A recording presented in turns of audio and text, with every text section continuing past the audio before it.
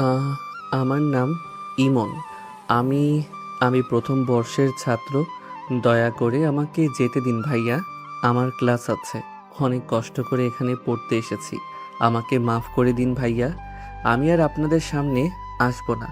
সকাল 9:30 রাজশাহী বিশ্ববিদ্যালয়ের মমতাজ উদ্দিন কলা ভবনের পেছনের করিডর তখন শিক্ষার্থীদের আড্ডা আর হাসির কলরলে মুখরিত ছিল। ঠিক সেই মুহূর্তেই এই অনাকাঙ্ক্ষিত ঘটনাটি ঘটে গেল। পরনে একটা লুজ ফিটিংয়ের সস্তা ইস্ত্রি ছাড়া খয়েরি রঙের শার্ট, পায়ের নিচে স্যান্ডেল আর কাঁধে মলিন কাপড়ের ব্যাগ ঝুলিয়ে হেঁটে যাচ্ছিল ইমন। চোখে তার মোটা ফ্রেমের চশমা। আপাতত দৃষ্টিতে তাকে দেখলে মনে হবে গ্রাম থেকে আসা অত্যন্ত সাধারণ, কিছুটা ভীত আর ব্যাকটেডেড এক ছাত্র। ঠিক তখনই তাকে ঘিরে ধরেছিল একদল আধুনিক আর উগ্র মেজাজে সিনিয়র ও সহপাঠী। এদের লিডার হলো আবির, অহংকারী বড়লোক বিগড়ে যাওয়া সন্তান। সাথে ছিল তার বান্ধবী তানহা। সে নিজেকে ক্যাম্পাসের ফ্যাশন আইকন মনে করে, আর তাদের চেলা সাইম ও রিভাত। ওরে ভাই রে ভাই, দেখ তোরা আমাদের ক্যাম্পাসে কোনো চিড়িয়াখানা থেকে এই পাবলিকটা আমদানি হলো। এই ছেলে, তোমার এই শার্টের কালার চয়েস তো খোদ যমরাজও দেখলে ভয় পেয়ে যাবে। এটা কোন আমলের ফ্যাশন? ওহ গড, আবির, ওর ব্যাগটা দেখেছো? মনে হচ্ছে গ্রামের হাটে ধান বিক্রি করতে যাওয়া থলে। Literally I am feeling crazy, just look at him. এই ছেলে, তুমি কি আয়না দেখে বের হওনি আজকে? কি রে খ্যাত, কথা বলিস না কেন? মুখ দিয়ে কথা বের হয় না নাকি? শহরে এসে ভাষা হারিয়ে ফেলেছিস? নাম কি তোর? ক্লাস আছে, শুনেছিস ওর কথা? এই লুকে তুই ক্লাস করবি? তানহা, একে তো একটু স্মার্ট বানানো দরকার, তাই না? শোন খ্যাত, এই ক্যাম্পাসে থাকতে হলে আমাদের কথা মতোই চলতে হবে। চল এখন সবার সামনে ওই টেবিলের ওপর উঠে একটা আইটেম সং গিয়ে নাচবি। যদি নাচতে পারিস তবেই ক্লাসে যেতে দিব, নাহলে এই ব্যাগ সহ তোকে আজকে ক্যাম্পাস থেকে লাথি মেরে বের করব। ন্যাকামি করিস না, রাখ তোর গরিবি আলাপ। নাচবি কি নাচবি না সেটা বল। নে তোর বস্তা নি, আর নেক্সট টাইম ভালো জামা কাপড় পরে আসবি, না হলে পিটিয়ে সোজা করে দেব। উফ, মুডটাই অফ হয়ে গেল এই আনকালচার ছেলেটার জন্য। বাই দ্য ওয়ে আবির, আজ রাতে কিন্তু ডাক রেডিওতে সেই বিখ্যাত আরজে মাফিয়া কিং এর লাইভ ব্রডকাস্ট আছে, মিস করা যাবে না কিন্তু। ওনার ভয়েসটা যা ড্যাশিং না। আজকের মতো বেঁচে গেলে খ্যাত, কিন্তু মনে রাখিস রাজপ্রাসাদে থাকতে হলে রাজার নিয়ম মানতে হয়। এই ক্যাম্পাসের রাজা আমি। সামনে যেদিন পাবো সেদিন তোকে আস্ত রাখবো না। চল রে সবাই। আবির, তানহা আর বাকিরা হাসতে হাসতে করিডোর দিয়ে চলে যাওয়ার পর ইমন চরম অপমানিত হয়ে আস্তে আস্তে হাঁটু গেড়ে মাটিতে বসল। তার মাটিতে পড়ে যাওয়া ছেঁড়া খাতার পাতাগুলো আর কলমটা কুড়িয়ে ব্যাগে ভরল। চারপাশে অন্য শিক্ষার্থীরা তাকে দেখে হাসাহাসি করছিল, কেউ কেউ করুণার চোখেও তাকাচ্ছিল, কিন্তু ইমন একটি শব্দ উচ্চারণ করল না। সে মাথা নিচু করে সব উপহাস মুখ বুজে সহ্য করে নিল। তবে তার এই অতিরিক্ত শান্ত ও নীরব স্বভাবের পেছনে গভীর কোনো রহস্য লুকিয়ে আছে কিনা তা সাধারণ কেউ বুঝতে পারল না। সে চশমাটা ঠিক করে অত্যন্ত সাধারণ ভঙ্গিতে হেঁটে ক্লাসরুমের দিকে এগিয়ে গেল। রুদ্র, রাজশাহী সিটির আবির গ্রুপ অফ ইন্ডাস্ট্রির মালিকের ছেলে। আবিরকে নিশ্চয়ই চিনো। আজ রাতে আমাদের যে লাইভ মিটিং আছে তার ঠিক আগে আবিরের বাবার সমস্ত ব্যাংকিং ডিটেলস, ব্ল্যাক মানির সোর্স আর ওদের আন্ডারওয়ার্ল্ডের চোরা চালানের ফাইলটা আমার টেবিলে চাই। ও আজ একটা বাঘের লেজে পা দিয়েছে। ও জানতে চায় এই ক্যাম্পাসের রাজাকে। আজ রাতেই ডার্ক রেডিও লাইভে আমি ওনাকে বুঝিয়ে দেব, কিং যখন শান্ত থাকে তার মানে এই নয় যে সে স্বীকার করতে ভুলে গেছে। জাস্ট ওয়েট অ্যান্ড ওয়াচ রুদ্র। আজ রাতে পুরো আন্ডারওয়ার্ল্ড কাঁপবে আমার এক ঘোষণায়। ইমন ফোনটা কেটে পকেটে রেখে দিল, আবার চশমাটা ঠিক করে অত্যন্ত সাধারণ ও ব্যাকটেডেড ভঙ্গিতে হেঁটে সে ক্লাসরুমের দিকে এগিয়ে গেল। ক্যাম্পাসের করিডোরে তখনও শিক্ষার্থীদের নিজেদের মতো ব্যস্ত। কেউ কেউ ইমনের দিকে তাকিয়ে ফিসফিস করে হাসছে, আর তাকে খ্যাত বলে উপহাস করছে। কিন্তু কেউ জানল না আজ রাতে এই শহরের বুকে এক ভয়ঙ্কর ঝড় আশ্রে পড়তে চলেছে, যার নিয়ন্ত্রণ থাকবে এই অতি সাধন সেজে থাকা ছেলেটারই হাতে। পুরো রাজশাহী শহর কাঁপিয়ে দিতে তার মাত্র কয়েকটা সেকেন্ড লাগবে, অথচ সে এখন শান্ত পায়ে ক্লাসের পেছনের বেঞ্চে গিয়ে সবর অবহেলা সহ্য করে বসার প্রস্তুতি নিচ্ছে। রাজশাহী বিশ্ববিদ্যালয়ের এগ্রিকালচার ডিপার্টমেন্টের 1 নম্বর গ্যালারি রুমে তখন প্রথম বর্ষের ক্লাস শুরু হয়ে গেছে। এগ্রোনমি বিষয়ের কঠিন সব তাত্ত্বিক আলোচনা চলছে। ক্লাসের বিলাসী আর আধুনিক ছাত্রছাত্রীরা এসি রুমে ঠান্ডা বাতাসে বসে কেউ হাই তুলছে, কেউ আবার দামি আইফোনে চ্যাট করছে। ঠিক পেছনের ভাঙ্গা বেঞ্চের এক কোণায় মাথা নিচু করে বসে আছে ইমন। একটু আগে করিডোরে যে অকথ্য অপমান আর ছোট কথা সে সহ্য করে এসেছে, তার কোনো ছাপ এখন তার মুখে নেই। সে শান্তভাবে শিক্ষকের লেকচার শুনছে। ক্লাস নিচ্ছেন ডিপার্টমেন্টের সবচেয়ে কড়া এবং গম্ভীর শিক্ষক ডক্টর আশরাফুল আরিফ। তিনি বোর্ডে জটিল কিছু কৃষি রাসায়নিক সূত্র এবং আধুনিক ফসলের জিনগত পরিবর্তনের উপর একটি বড় সমীকরণ লিখলেন। পুরো ক্লাসের দিকে তাকিয়ে তিনি চশমাটা নাকের ওপর ঠিক করলেন। এই ব্যাচের কেউ কি আমাকে বলতে পারবে 12 ধানের ফলন বাড়াতে অল্টারনেট ওয়েটিং অ্যান্ড ড্রাই অর্থাৎ অ্যাডব্লিউডি প্রযুক্তির সঠিক প্রয়োগ এবং এর পেছনে মাটির উপাদানের যে রাসায়নিক পরিবর্তন ঘটে তার মূল সূত্রটা কি? ফার্স্ট ইয়ারের লেভেলে এটা একটু কঠিন, কিন্তু আমি দেখতে চাই তোমাদের মেরিটেটের অবস্থা কি। কেউ পারলে হাত তোলো। স্যারের প্রশ্ন শুনে পুরো ক্লাস এক নিমিষেই শান্ত হয়ে গেল। প্রথম সারিতে বসা আবির, তানহা, সাইম আর রিভাত একে অপরের দিকে তাকালো। আবির তার দামি হাত ঘড়িটার দিকে তাকিয়ে মুখ বাঁকালো। তানহা চুলে আঙ্গুল প্যাঁচাতে প্যাঁচাতে পাশের বান্ধবীর কানে ফিসফিস করলো যে এই সমস্ত জটিল জিনিস মুখস্থ করার কোনো মানেই হয় না। ক্লাসে তথাকথিত ভালো ছাত্রছাত্রীরাও বইয়ের পাতা উল্টাতে লাগলো, কিন্তু কেউ হাত তোলার সাহস পেল না। ডক্টর আরিফ পুরো ক্লাসের নীরবতা দেখে বেশ অসন্তুষ্ট হলেন। তিনি গম্ভীর গলায় আবার বললেন, কি ব্যাপার, রাজশাহী বিশ্ববিদ্যালয়ে তোমরা কি শুধু আড্ডা দিতে আর ঘুরতে বেড়াতে এসেছো? এই পুরো ক্লাসে কি একজনও নেই যে এই সাধারণ একটা থিওরি ব্যাখ্যা করতে পারবে? খুবই হতাশাজনক। স্যার যখন পুরো ক্লাসের ওপর বিরক্ত হচ্ছিলেন, ঠিক তখনই পেছনের বেঞ্চ থেকে একটা মলিন হাত আস্তে আস্তে উপরে উঠল। ঢিলে ঢালা শার্ট পরা, চোখে মোটা চশমা সেই খ্যাত ছেলেটি অর্থাৎ ইমন নিজের সিট থেকে উঠে দাঁড়ালো।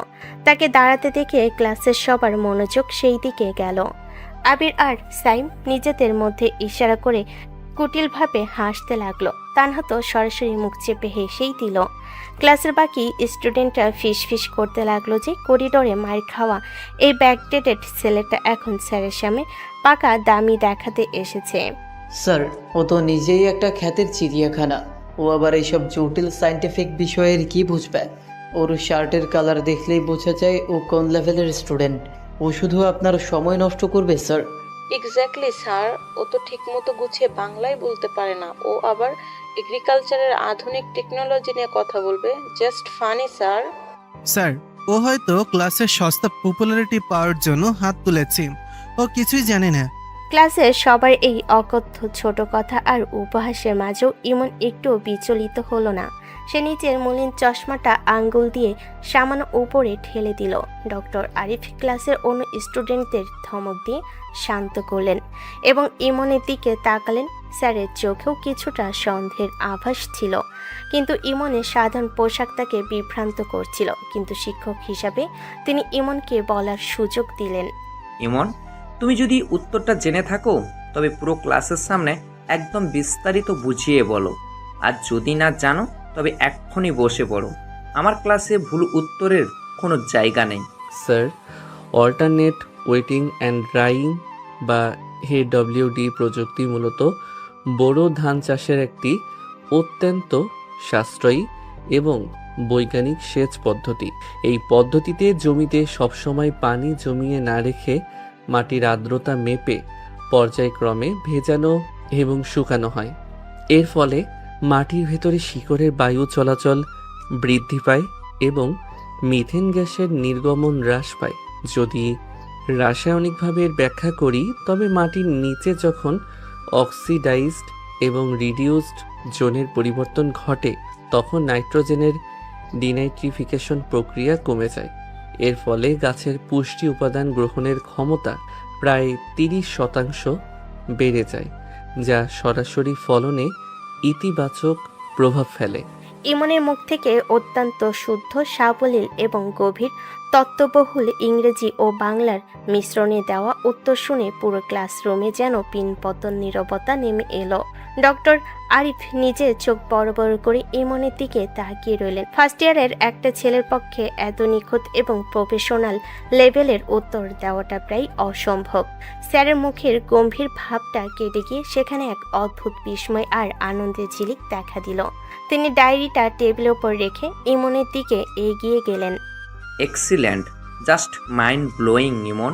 তুমি যেভাবে মাটির অক্সিডাইজড জোনের কেমিক্যাল রিয়াকশনটা ব্যাখ্যা করলেই সেটা সাধারণত পিএইচডি লেভেলের গবেষকরা ছাড়া কেউ এভাবে চট করে বলতে পারে না। আমি এই বিশ্ববিদ্যালয়ে বিগত 20 বছর ধরে পড়াচ্ছি, কিন্তু প্রথম বর্ষের কোনো ছাত্রের মুখে এত সুন্দর এবং গভীর ব্যাখ্যা আমি আগে কখনো শুনিনি। I the really impressed. Sir যখন ইমনের প্রশংসায় পঞ্চমুখ হচ্ছিলেন তখন ক্লাসের প্রথম সারিতে বসা আবির আর তানহার মুখ পুরো ফ্যাকাশে হয়ে গেল। করিডোরে যাকে তারা খ্যাত আনকালচার্ড আর মূর্খ বলে লাঞ্ছিত করেছিল, সে আজ পুরো ক্লাসের সামনে তাদের যোগ্যতা ধুলোয় মিশিয়ে দিল। আবিরের হাত রাগে কাঁপতে লাগলো। সে মনে মনে ভাবল, একটা সাধারণ গ্রামের ছেলে কিভাবে স্যারের এত প্রিয় হয়ে উঠতে পারে। তানহার অহংকারে যেন কেউ বড় একটা ধাক্কা দিল। সে রাগে আর হিংসায় জ্বলতে জ্বলতে নিজের আইফোনটা টেবিলের উপরে ছুঁড়ে মারল। ক্লাসের অন্যান্য ছেলে মেয়েরাও ইমনের দিকে এমনভাবে তাকাচ্ছিল যেন তারা কোনো ভিন গ্রহের প্রাণী দেখছে।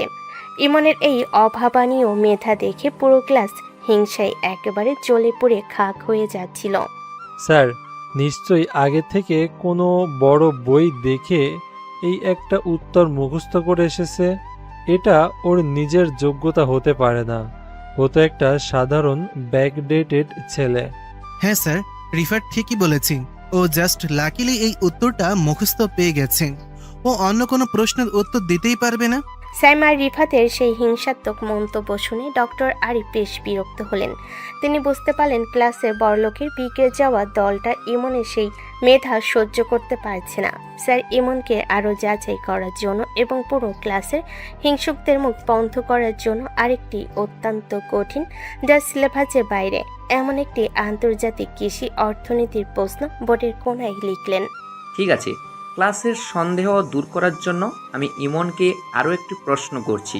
ইমন, তুমি কি জলবায়ু পরিবর্তনের কারণে উত্তরবঙ্গ অঞ্চলের মাটিতে যে লবণের স্তর বাড়ছে তা প্রতিরোধে নিজম সিকোয়েন্সিয়ের মাধ্যমে নতুন ধানের জাত উদ্ভাবনের গ্লোবাল রিসার্চ প্রোটোকল সম্পর্কে কিছু বলতে পারবে?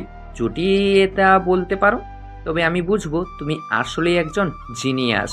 এই প্রশ্নটা শুনে পুরো ক্লাসের ছাত্রছাত্রীরা নিজেদের মধ্যে কানাঘুষা শুরু করলো। এটা কোনো কালে তাদের সিলেবাসে পড়া নয়। আবির কুটিলভাবে হেসে সাইমের দিকে তাকিয়ে চোখ টিপল। সে ভাবল, এবার এই খেত ছেলেটির আসল রূপ বের হবে এবং সে স্যারের সামনে অপমানিত হবে। তানহাও বেশ খুশি হলো যে এবার ইমনের অহংকার মাটিতে মিশবে, কিন্তু তারা জানতো না এই শান্ত ইমনের পেছনে যে ক্রাইম লর্ড লুকিয়ে আছে তার নেটওয়ার্ক পুরো বিশ্বের বড় বড় বিজ্ঞান ও প্রযুক্তি ডাটাবেস পর্যন্ত বিস্তৃত। ইমন নিজের চশমাটা আরেকবার ঠিক করলো এবং তার ঠোঁটের কোণে অত্যন্ত সূক্ষ্ম এক রহস্যময় হাসি ফুটে উঠল, যা কেউ খেয়াল করলো না। সে অত্যন্ত শান্ত গলায় আবারও বলতে শুরু করলো। স্যার, আন্তর্জাতিক ধান গবেষণা ইনস্টিটিউট বা IRRI এর সর্বশেষ প্রোটোকল অনুযায়ী ক্রিসপার Cas9 জিন এডিটিং প্রযুক্তির মাধ্যমে ধানের ভেতরের OSNHX1 জিনটিকে সক্রিয় করা হচ্ছে। এই জিনটি গাছের কোষের ভেতরে সোডিয়াম এবং পটাশিয়ামের ভারসাম্য বজায় রাখে। এর ফলে গাছ অতিরিক্ত লবণাক্ত মাটিতেও স্বাভাবিকভাবে প্রোটিন তৈরি করতে পারে। উত্তরবঙ্গের নওগাঁ এবং নিয়ামতপুর অঞ্চলের মাটিতে যে শুষ্কতা এবং লবণের তারতম্য দেখা যাচ্ছে, সেখানে জিনোম সিকোয়েন্সড বীজ ব্যবহার করলে ফলন প্রায় 25% রক্ষা করা সম্ভব। এই বিষয়ে আন্তর্জাতিক জার্নালে গত মাসে একটি গবেষণাপত্র প্রকাশিত হয়েছে স্যার। ইমনের মুখে আন্তর্জাতিক রিসার্চের এই পুঙ্গ তথ্য শুনে ডক্টর আরিফ পুরো স্তব্ধ হয়ে গেলেন। তিনি নিজের কানকে বিশ্বাস করতে পারছিলেন না। একজন ফার্স্ট ইয়ারের ছাত্রের পক্ষে বিশ্বখ্যাত জার্নালের খবর রাখা এবং জিনের নাম সহ নিখুঁত প্রোটোকল বলে দেওয়া অলৌকিক ঘটনার মতো। স্যার আবেগ এবং শ্রদ্ধায় নিজের চেয়ার ছেড়ে দাঁড়িয়ে পড়লেন। তিনি নিজে দুহাত তুলে পুরো ক্লাসের সামনে ইমনের জন্য তালি বাজাতে লাগলেন। অসাধারণ, অকল্পনীয় ইমন, তুমি আজ আমাকে যে শেখালে তা সত্যি অবিশ্বাস্য। তোমার মতো একজন স্টুডেন্ট আমাদের এই রাজশাহী বিশ্ববিদ্যালয়ের গর্ব। তুমি শুধু এই ক্লাসের সেরা নও, তুমি এই ডিপার্টমেন্টের সম্পদ। থ্যাংক ইউ ইমন। তুমি বসো। আর তোমরা যারা ওকে নিয়ে উপহাস করছিলে, তারা ওর পায়ের নখের যোগ্য নও। আজ থেকে এই ক্লাসে ইমনের দিকে যদি কেউ আর চোখে তাকায়, তবে আমি তাকে এই বিশ্ববিদ্যালয় থেকে বহিষ্কার করার ব্যবস্থা করব। স্যারের এই চমক ঘোষণার পর পুরো ক্লাসরুমে যেন এক শ্মশানে নীরবতা নেমে এলো। আবির আগে নিজের দাঁত কিরমির করতে লাগলো। তার পুরো শরীর হিংসা আর ক্ষোভে কাঁপছিল। সে ইমনের দিকে খুনের নজরে তাকালো, কিন্তু স্যারের ভয়ে কিছু বলতে পারল না। তানহা অপমানে নিজের মুখ নিচু করে রইল। তার মনে হচ্ছিল ইমনের এই বিজয় যেন তাদের মুখে এক মস্ত বড় চর। সাইম আর রিফাতও ভয়ে আর হিংসায় চুপসে গেল। ক্লাসের প্রতিটি স্টুডেন্ট ইমনের এই অভাবনীয় সাফল্যের ভেতরে হিংসায় জ্বলে যাচ্ছিল, অথচ তারা কেউ তার মেধার ধারে কাছেও ছিল না। ইমন কিন্তু এত বড় প্রশংসার পরও নিজের স্বভাবসুলভ শান্ত ও ব্যাকডেটেড ভাব বজায় রাখল। কিন্তু সে কোনো অহংকার না দেখে অত্যন্ত সাধন ও ভীতু ছাত্রের মতো মাথা নিচু করে নিজের সিটে বসে পড়ল। তার এই অতিরিক্ত সাধন ও মুখ বুজে অপমান সহ্য করার আড়ালে যে কত বড় রহস্য এবং অন্ধকার আন্ডারওয়ার্ল্ডের আর যে মাফিয়া কিংয়ের পরিচয় লুকিয়ে আছে, তা ক্লাসের কোনো হিংসুক ছাত্রছাত্রী বা খোদ ডক্টর আরিফও টের পেলেন না। এমন তার ডায়েরির পাতায় কলম দিয়ে একটি বিশেষ কোড লিখতে লিখতে মনে মনে আজ রাতের ডাক রেডিওর লাইভের প্রস্তুতি নিতে লাগলো। ডক্টর আশরাফুল আরিফের সেই রুদ্ধশ্বাস ক্লাস শেষ হওয়ার সাথে সাথে পুরো ডিপার্টমেন্টে যেন একটা তোলপাড় পড়ে গেল। ক্লাস থেকে বের হয়ে আসার সময় প্রতিটি ছাত্রছাত্রীর মুখে ছিল কেবলই ইমনের নাম, কিন্তু সেই আলোচনা কোনো প্রশংসার ছিল না। তা ছিল তীব্র হিংসা, ক্ষোভ আর অপমানের আগুনে ঘেরা ফিসফিসানি। করিডরের এক কোণে দাঁড়িয়ে আবির রাগে ফুঁসছিল। তার হাতে থাকা দামি আইফোনের স্ক্রিনে সে বারবার আঙ্গুল দিয়ে আঘাত করছিল, যেন ফোনের উপরই সে তার সব রাগ ছাড়ছে। পাশে দাঁড়িয়ে তানহা নিচে নখ কামড়াচ্ছিল, আর সাইম ও রিফাত আবিরের মুখের কঠিন ভাব দেখে কিছুটা ভয়ে ভয়ে দাঁড়িয়েছিল। ওই লুজ ফিটিং শার্ট পরা ক্ষেতটা আজ আমার এত বড় অপমান করলো। পুরো ডিপার্টমেন্টের সামনে স্যার আমাকে কথা শোনালেন আর ওই থ্যাবড়া চশমাওয়ালার পায়ে তেল দিলেন। এটা আমি কোনোভাবেই মেনে নিব না। এই ক্যাম্পাসে আবির যা বলে সেটাই আইন। সেখানে একটা জেনুইন চাষা এসে আমার উপর দাদাগিরি দেখাবে। আমার না লিটারালি গা জ্বলছে আবির।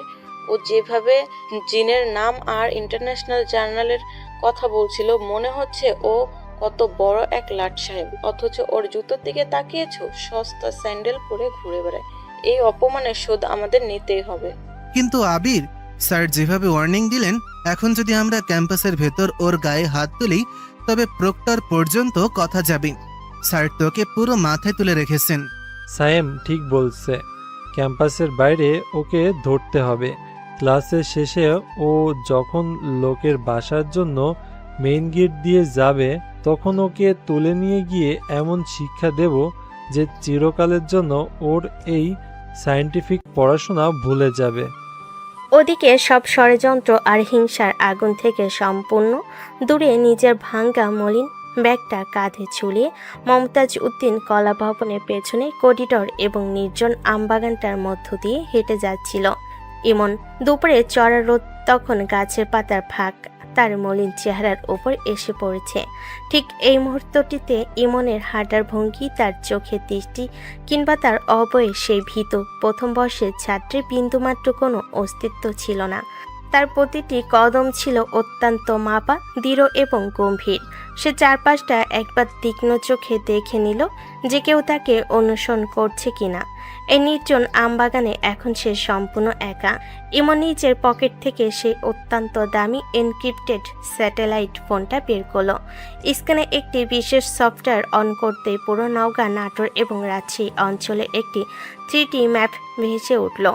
এই সাধন এগ্রিকালচারাল ডিপার্টমেন্টে ভর্তি হওয়া এই সাধন ব্যাকডেটের ছাত্র সেজে সবার অকথ্য ছোট কথা আর অপমান নীরবে সহ্য করার পেছনে লুকিয়ে আছে এক গভীর ও ভয়ঙ্কর রহস্য।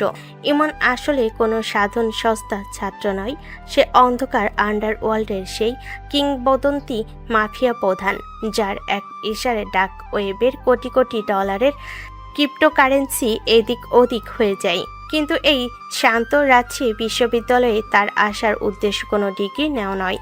কিছুদিন আগে আন্তর্জাতিক আন্ডারওয়ার্ল্ডের একটি গোপন ফাইল থেকে জানা যায় যে উত্তরবঙ্গ অঞ্চলের কৃষিখাত এবং বিশেষ করে নওগাঁ ও রাজশাহীর বর্ডার বেল্ট ব্যবহার করে একটি আন্তর্জাতিক চক্র অত্যন্ত বিপজ্জনক এবং নিষিদ্ধ রাসায়নিক উপাদানে চোরাচালান রুট তৈরি করেছে। আর এই চক্রের মূল সুতোটি কোনো না কোনোভাবে এই রাজশাহী বিশ্ববিদ্যালয়ের কৃষি গবেষণাগার এবং স্থানীয় কিছু বড় শিল্পপতির সাথে যুক্ত। এই চক্রের একেবারে গভীরে পৌঁছানোর জন্য, মূল হোতাকে হাতে নাতে ধরার জন্য এবং আন্ডারওয়ার্ল্ডের সেই গোপন নেটওয়ার্ককে নিজের নিয়ন্ত্রণে রাখার জন্যই ইমনকে নিজের আসল পরিচয় শতহাত মাটি চাপা দিয়ে এখানে আসতে হয়েছে। সে যদি একজন সাধারণ চালক বা স্মার্ট ছেলে সেজে আসতো, তবে চক্রের সদস্যরা শুরুতেই সতর্ক হয়ে যেত। তাই সে বেছে নিয়েছে এই খ্যাত, ভীতু আর চরম অবহেলিত ছাত্রের ছদ্মবেশ, যাতে কেউ তাকে বিন্দুমাত্র সন্দেহ না করে এবং সে আড়ালে থেকে সব তথ্য সংগ্রহ করতে পারে। ইমন ফোনের স্ক্রিনে আঙ্গুল ছুঁয়ে একটি ভয়েস কমান্ড অ্যাক্টিভেট করল। তার কণ্ঠস্বর মুহূর্তের মধ্যে সেই জাদুকরী, গম্ভীর এবং শীতল আরজে কণ্ঠে রূপান্তরিত হলো। রুদ্র, লাইনে আছো? আমার কারেন্ট লোকেশন ট্র্যাক করো এবং ল্যাবের সেই বিশেষ স্যাম্পল ফাইলের আপডেট দাও। হ্যাঁ বস, আমি লাইনে আছি। আপনি যে স্যাম্পলটার কথা বলেছিলেন সেটা এই ডিপার্টমেন্টের সেন্ট্রাল ল্যাবের লকার নাম্বার 4-এই রাখা আছে। কিন্তু সমস্যা হলো ওই লকারের সিকিউরিটি কোড প্রতি 12 ঘন্টায় চেঞ্জ হয়, আর স্থানীয় মাফিয়ারা ওই স্যাম্পলটা আজ রাতেই সরানোর প্ল্যান করছে। ওদের আজ রাতেই সরাতে দাও। আমি ফাঁদ পেতে রেখেছি। আবিরের বাবা যে আবির গ্রুপ অফ ইন্ডাস্ট্রিজের আড়ালে এই নিষিদ্ধ কেমিক্যালের শিপমেন্টের ফাইন্যান্স করছে, তার পাকা প্রমাণ আমার চাই। আজ রাতের ডার্ক রেডিও লাইভ ব্রডকাস্টের ঠিক 10 মিনিট আগে আমি ওই লকারের কোড নিজে ডিক্রিপ্ট করব। তুমি জাস্ট ব্যাকআপ টিম রেডি রাখো। কিন্তু বস, ক্যাম্পাসে আবির আর ওর দলবল যেভাবে আপনাকে প্রতিনিয়ত হ্যারাস করছে, অপমান করছে, আমার খুব কষ্ট হচ্ছে আপনার এই রূপ দেখতে। আপনি জাস্ট 1 সেকেন্ডের জন্য অনুমতি দিন, আমার ছেলেরা এসে ওই আবিরকে চিরকালের জন্য শান্ত করে দেবে। না রুদ্র, বাঘ যখন শিকার করতে বের হয় তখন সে মশা মাছির কামড় গায়ে মাখে না। ওরা আমাকে যত বড় খ্যাত ভাববে, যত বেশি দুর্বল ভেবে উপহাস করবে, আমার আসল পরিচয় তত বেশি সুরক্ষিত থাকবে। ওদের এই ছোট কথা, এই সস্তা অপমান আমার লক্ষ্যের সামনে কিছুই না। বড় সাম্রাজ্য ধ্বংস করতে হলে কিছুটা সময় নিজেকে আড়ালে রাখতে হয়। আজ রাতে যখন আরজে মাফিয়া কিং লাইভে আসবে তখন এমনিতেই ওদের পায়ের তলার মাটি সরে যাবে। এখন ফোন রাখো, কেউ এদিকে আসছে। ইমনের কান তীক্ষ্ণ, সে দূর থেকে শুকনো পাতার উপর কারো পায়ের আওয়াজ শুনতে পেল। এক পলকের মধ্যে সে স্যাটেলাইট ফোনটি পকেটের গভীরে লুকিয়ে ফেলল। তার পিঠটা আবার সামান্য ঝুঁকে গেল, চশমাটা নাকের ডগায় নেমে এলো এবং তার মুখে আবার সেই চিরচেনা লাজুক ভীতু আর নিরীহ ভাবটা ফিরে এলো। আমবাগানের পথ ধরে হেঁটে আসছিল সাইম আর রিফাত। তারা দূর থেকে ইমনকে একা দাঁড়িয়ে থাকতে দেখে দ্রুত পায়ে এগিয়ে এলো। তাদের মুখে এক কুৎসিত হিংস্র হাসি। কিরে লিজেন্ড, ক্লাসে তো খুব বড় বড় লেকচার দিচ্ছিলি, এখন এখানে একা দাঁড়িয়ে কি করছিস? স্যারের পা চাটানি শেষ হয়েছে? শোন ক্ষেত, তুই কি ভেবেছিস তুই দুটো প্রশ্নের উত্তর দিয়ে আমাদের উপর টেক্কা দিবি? আবির ভাই তোকে মেইন গেটের বাইরে খুঁজতে পাঠিয়েছে। চল আমাদের সাথে, আজ তোকে শহরের আসল পড়াশোনা শিখিয়ে দেব। বেশি নড়াচড়া করবি না, চুপচাপ আমাদের সাথে গেটের দিকে চল। যদি একটা চিৎকার করিস তবে এই আমবাগানের ভেতরেই তোকে পুঁতে রেখে দেব, কেউ তোর লাশও খুঁজে পাবে না। ভাইয়া প্লিজ আমাকে ছেড়ে দিন, আমি কোনো ভুল করিনি। স্যার প্রশ্ন করেছিলেন তাই আমি শুধু উত্তর দিয়েছি। আমি আর কখনো ক্লাসের সামনে কথা বলবো না ভাইয়া। আমার ব্যাগটা ছেড়ে দিন, ওটার ভেতরে আমার পরীক্ষার খাতা আছে। রাখ তোর খাতা, চল এখন আবির ভাইয়ের সামনে গিয়ে এই কান্নাকাটি করিস, দেখি উনি তোকে মাফ করে কিনা। রিফাত যখন ইমনকে জোর করে ধাক্কা দিল, ইমন ইচ্ছে করে তার সেই মাফিয়া কিংয়ের জুডো বুলোকে রিফাতের হাতটা 1 সেকেন্ডে ছিঁড়ে ফেলতে পারত। স্যামের উপর আক্রমণ করে তাকে মাটির নিচে নামিয়ে দিতে পারত, কিন্তু সে তার ভেতরে সেই ভয়ঙ্কর আর যে মাফিয়া কিংকে সম্পূর্ণ চেপে রাখলো। তার পরিচয় এখনই প্রকাশ করার সময় আসেনি। সে মাটিতে পড়ে যাওয়ার ভান করলো এবং তার কোনোয় সামান্য ধুলো লেগে গেল। সে অত্যন্ত অসহায়ভাবে মাটির দিকে চেয়ে রইল। তার চোখের আড়ালে তখন এক ভয়ঙ্কর এবং ক্রূর প্রতিশোধের ছক তৈরি হচ্ছিল। সে মনে মনে হাসলো, কারণ সে জানতো আবির নিজের অজান্তে নিজেকে ধ্বংসের শেষ সীমানেই নিয়ে যাচ্ছে। ইমন অত্যন্ত বাধ্য ছেলের মতো উঠে দাঁড়ালো এবং সাইম ও রিফাতের পেছনে পেছনে মেন গেটের দিকে হাঁটতে লাগলো। তপ্ত দুপুরে রোদ বেরিয়ে বিকেল নামার মুখে রাজশাহী বিশ্ববিদ্যালয়ের মেন গেটের বাইরের চত্বরটা এক অদ্ভুত থমথমে রূপ ধারণ করেছে। ঠিক তখনই সাইম আর রিফাত টেনে হিসে ইমনকে মেহগুনি গাছের আড়ালে পার্ক করা কালো বিলাসবহুল গাড়িটার সামনে নিয়ে এলো। সেখানে আগে থেকে দাঁড়িয়েছিল আবির ও তানহা। কিরে ক্ষেত, তোকে তো আমি বলেছিলাম এই ক্যাম্পাসের রাজা আমি। তুই ভেবেছিস ক্লাসে দুটো ইংরেজি সমীকরণ বলে দিলেই তুই ডক্টর আরিফের ছায়ায় বেঁচে যাবে? আজ তোকে এমন এক শিক্ষা দিব যা তোর সৎ পুরুষ মনে রাখবে। এই সাইমিকে গাড়িতে তোলো, আজের সব সায়েন্টিফিক পড়াশোনা আমি নিজের হাতে বের করব। আবির, এই আনকালচার ছেলেটাকে আর বেশিক্ষণ আমার চোখের সামনে রেখো না। ওর ওই নোংরা শার্টের দিকে তাকালেও আমার বমি আসে। আজ রাতে আমাদের ডাক রেডিওতে যে লাইভ শো শোনার কথা, তার আগে ওর সমস্ত দাদাগিরি ধুলোয় মিশিয়ে দাও। ও যেন আর কখনো কোনো মেয়ের সামনে দাঁড়িয়ে জ্ঞান দেওয়ার সাহস না পায়। ভাই, গাড়ি একদম রেডি আছে। আমরা একে শহরের উপকণ্ঠে আমাদের যে গোপন গোডাউন আছে সেখানে নিয়ে যাচ্ছি। আজ রাতে ওর হাড় গোড় একটাও আস্ত থাকবে না। তুই জাস্ট গাড়িতে উঠে বস রিফাত। চল শালার পুত, চল, আজ তোর সব পড়াশোনা বের করতেছি। দেখি তোর ওই জিনের থিওরি তোকে আজ বাঁচাতে পারে কিনা। তোকে আজ বাঁচানোর মতো কেউ নেই এখানে। ভাইয়া আপনারা আমাকে মারবেন না প্লিজ, আমি তো আপনাদের কোনো ক্ষতি করিনি। আমি গ্রামের ছেলে, শুধু পড়াশোনা করতে এসেছি। আমার মা অনেক কষ্ট করে আমাকে টাকা পাঠায়। আমি আর কখনো আপনাদের সামনে আসবো না ভাইয়া, আমাকে ছেড়ে দিন। আমি পরীক্ষার খাতাগুলো গুছিয়ে বাড়ি চলে যাব ভাইয়া। আবিরের চেলারা ইমনকে জোর করে গাড়ি পেছনে ছিটে ঠেলে ঢুকিয়ে দিল এবং গাড়িগুলো স্টার্ট নিয়ে মুহূর্তের মধ্যে পূর্বাঞ্চলের এক নির্জন পরিত্যক্ত পাট গোডাউনের সামনে এসে থামলো। ইমনকে ভেতরে একটি কাঠের চেয়ারে শক্ত করে বেঁধে ফেলা হলো। আবির তার বেল্টটা খুলে হাতে প্যাঁচাতে প্যাঁচাতে ইমনের সামনে এসে দাঁড়ালো। শোন ক্ষেত, তোকে আজ এই জায়গায় আনার পেছনে শুধু ক্লাসের অপমান কারণ নয়। তুই তো নিজেকে খুব বড় এগ্রিকালচারের পণ্ডিত মনে করিস। তো এই ক্লাসে নওগাঁর নিয়ামতপুরের যে কেমিক্যাল স্যাম্পলের কথা বলছিলি, সেই ইনফরমেশন তুই কোথায় পেয়েছিস তা আজ তোকে বলতেই হবে। ওটা কোনো সাধারণ জার্নালের তথ্য ছিল না। বল, তোকে কে ইনফরমেশন দিয়েছে? হ্যাঁ ভাই, ও যেভাবে নিখুঁত কোড আর পার্সেন্টেজে কথা বলছিল, আমাদের তখনই সন্দেহ হয়েছিল ও কি শুধুই একটা সাধারণ চাষার ছেলে নাকি অন্য কিছু। তুই যদি সত্যি কথা না বলিস তবে আজ তোর এই 2 হাত আমি কেটে ড্রেনে ফেলে দেব। কথা বলিস না কেন রে? তোকে কে পাঠিয়েছে এই ডিপার্টমেন্টে? তুই কি আমাদের বিজনেসের উপর নজর রাখতে এসেছিস, নাকি তুই পুলিশ বা অন্য কোনো এজেন্সির দালালি করতে এখানে ভর্তি হয়েছিস? আমি তো কিছুই জানি না ভাইয়া। ওটা তো জাস্ট গত মাসের একটা সায়েন্টিফিক ম্যাগাজিনে ছাপা হয়েছিল। আমি লাইব্রেরিতে বসে পড়েছিলাম। আমি শপথ করে বলছি ভাইয়া, আমি আর কোনো চক্রের কথা জানি না। ল্যাবে কি স্যাম্পল আছে আমি তাও জানি না। আমাকে দয়া করে বাড়ি যেতে দিন, আমি আপনাদের পায়ে ধরছি ভাইয়া। নাকি আমি বন্ধ কর ক্ষেত, তুই এত সহজে পার পাবি না। আমরা খুব ভালো করেই জানি তুই সাধারণ কোনো ছাত্র নস। সাধারণ একটা গ্রামের ছেলে কখনো এত সাহসী ক্লাসে কথা বলতে পারে না। তোর পেছনে কার হাত আছে সেটা না বলা পর্যন্ত তোকে এখান থেকে এক পাও নড়তে দিব না। সাইমোর চশমাটা খুলে ভেঙে ফেল। এই নাও ভাই, ওর সস্তা চশমা তো এক আঘাতেই শেষ। এবার বলবি নাকি চামড়া তুলে নেব?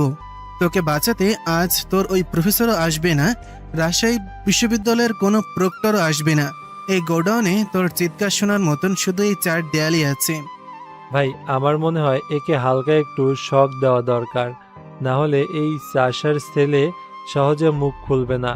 তানহা, তুমি একটু ওই পাশে দাঁড়াও, রক্ত লাগলে তোমার দামি জিনিসটা নষ্ট হয়ে যেতে পারে।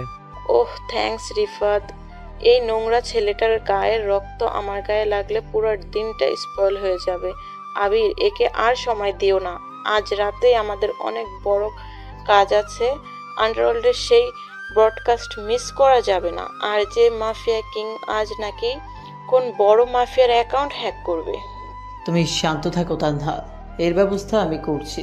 শোন খেত, তুই যদি এখন এই সেন্ট্রাল ল্যাবের লকার নাম্বার 4-এর সিকিউরিটি কোডটা আমাদের না বলিস, তবে তোকে আজ আমি এই গোডাউনের মাটিতে পুঁতে ফেলব। তুই তো খুব জেনম সিকোয়েন্সের পণ্ডিত, এবার তোর নিজের লাইফের সিকোয়েন্সিং ঠিক কর। ঠিক তখনই গোডাউনের ভেতরে একটি অন্ধকার ঘর থেকে কালো কোট পরা এক মাঝবয়সী ব্যক্তি হেঁটে ইমনের সামনে এলেন। তিনি আর কেউ নন, তিনি হলেন বিশ্ববিদ্যালয়েরই একজন উচ্চপদস্থ কর্মকর্তা ডক্টর জামান। তার হাতে একটি স্টিলের ব্রিফকেস ছিল। আবির, একে নিয়ে বেশি সময় নষ্ট করে না। আজ রাতের মধ্যে সেন্ট্রাল ল্যাবের লকার নাম্বার 4 থেকে সে আসল ব্লুপ্রিন্ট আর কেমিক্যালের স্যাম্পলটা দুবাইয়ের জাহাজে তুলে দিতে হবে। আর যে মাফিয়া কিং ইতিমধ্যেই এই রুটের খোঁজ পেয়ে গেছে বলে আন্ডারওয়ার্ল্ডে গুঞ্জন শোনা যাচ্ছে। যদি আর যে জানতে পারে তবে আমাদের পুরো সিন্ডিকেট এক রাতে শেষ হয়ে যাবে। এই ছেলেটাকে এখনই শেষ করে দাও, যাতে আমাদের কোনো প্রমাণ না থাকে। জামান আঙ্কেল, আপনি ঠিকই বলেছেন। এই খ্যাত ছেলেটার চোখের চাউনি আমার ভালো ঠেকছে না। ও বড্ড বেশি জানে।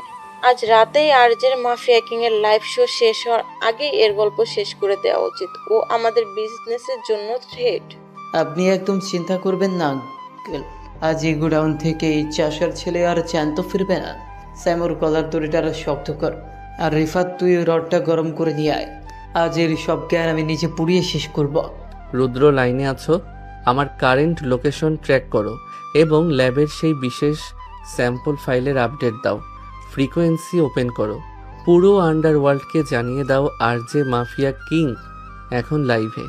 আর ডক্টর জামান ও আবির গ্রুপ অফ ইন্ডাস্ট্রিজের সমস্ত অ্যাকাউন্ট এই মুহূর্ত থেকে ফ্রিজ করা হলো। কি রে খেত, তুই কার সাথে কথা বলছিস? তোর পকেটে ওটা কি? ওই স্যাম, দেখ তোর পকেটে কিসের ডিভাইস?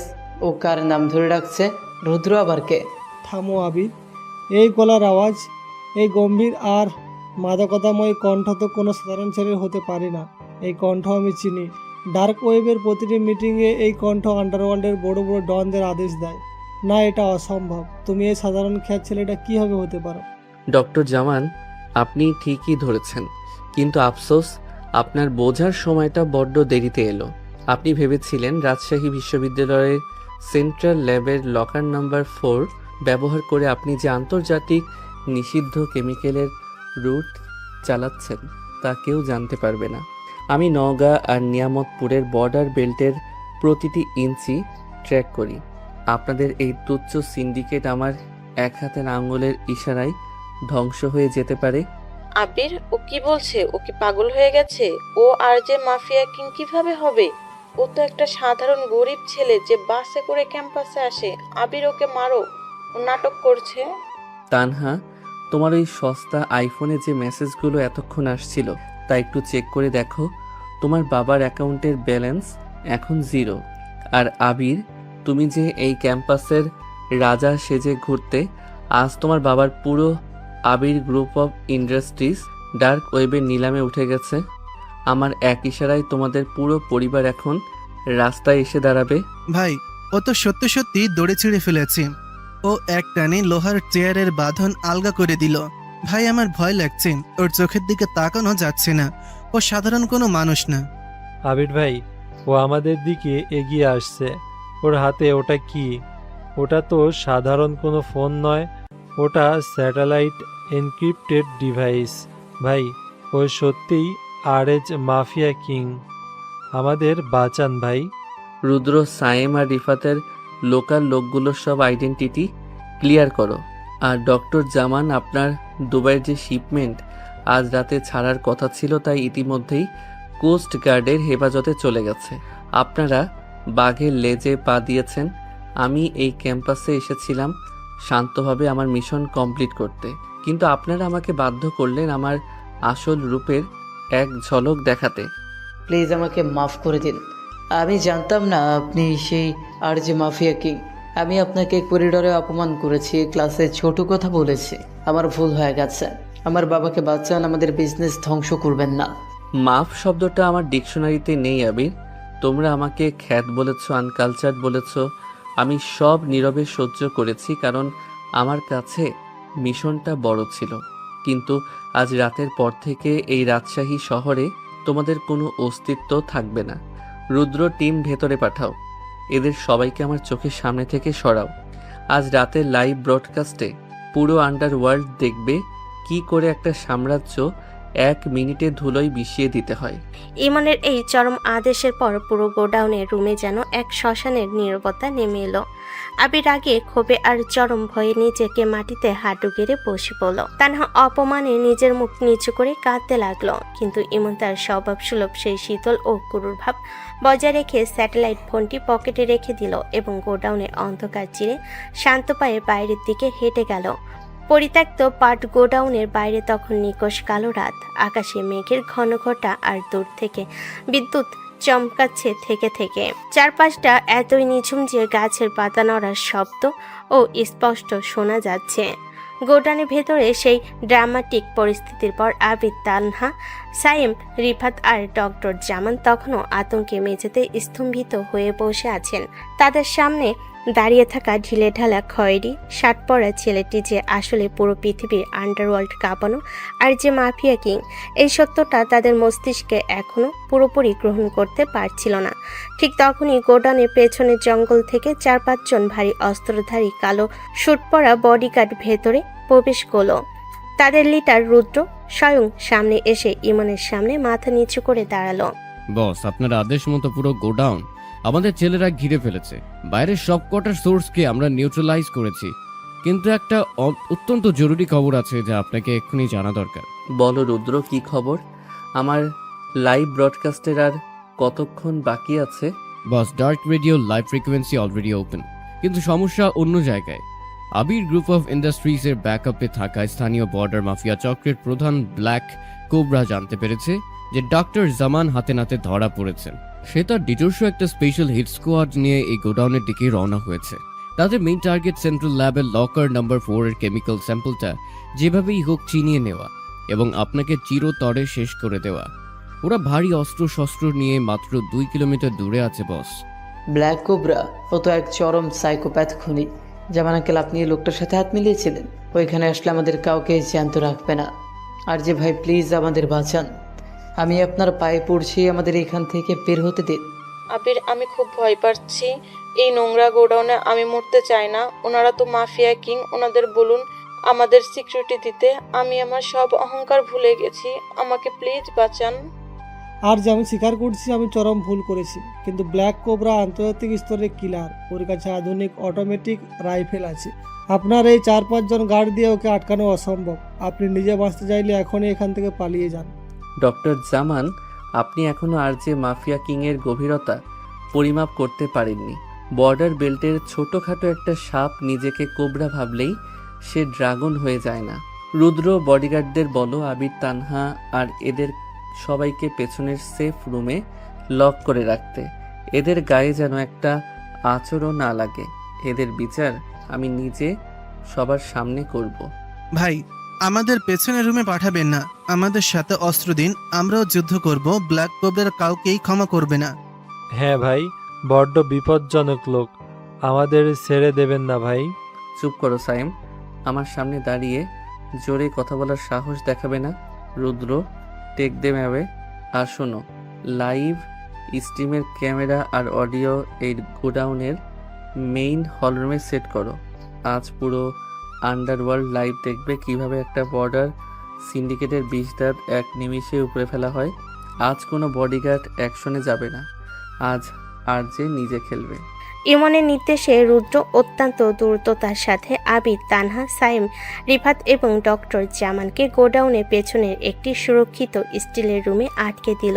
হলরুমের ঠিক মাঝখানে ইমনের স্যাটেলাইট ফোনটি একটি টিপটের উপর সেট করা হলো, যার লেন্স পুরো হলের উপর ফোকাস করা।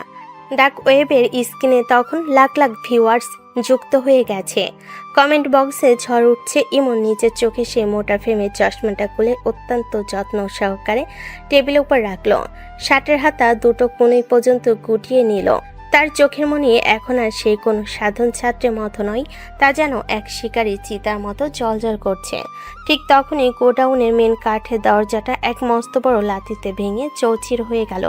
ভেতরে প্রবেশ করলো 10-12 জন ভারী অস্ত্রধারী মুখোশধারী গুন্ডা, আর তাদের মাঝখান থেকে চুরুট ফুঁকতে ফুঁকতে হেঁটে এলো ব্ল্যাক কোবরা। তার হাতে একটি চকচকে সিলভার কালারের রিভলভার। সে গোডাউনের মাঝখানে একলা একটা ছেলেকে ঢিলাঢালা শার্ট পরে দাঁড়িয়ে থাকতে দেখে অট্ট হাসি দিয়ে বলে উঠল, কিরে, এখানে ডক্টর জামান আর আবির কোথায়?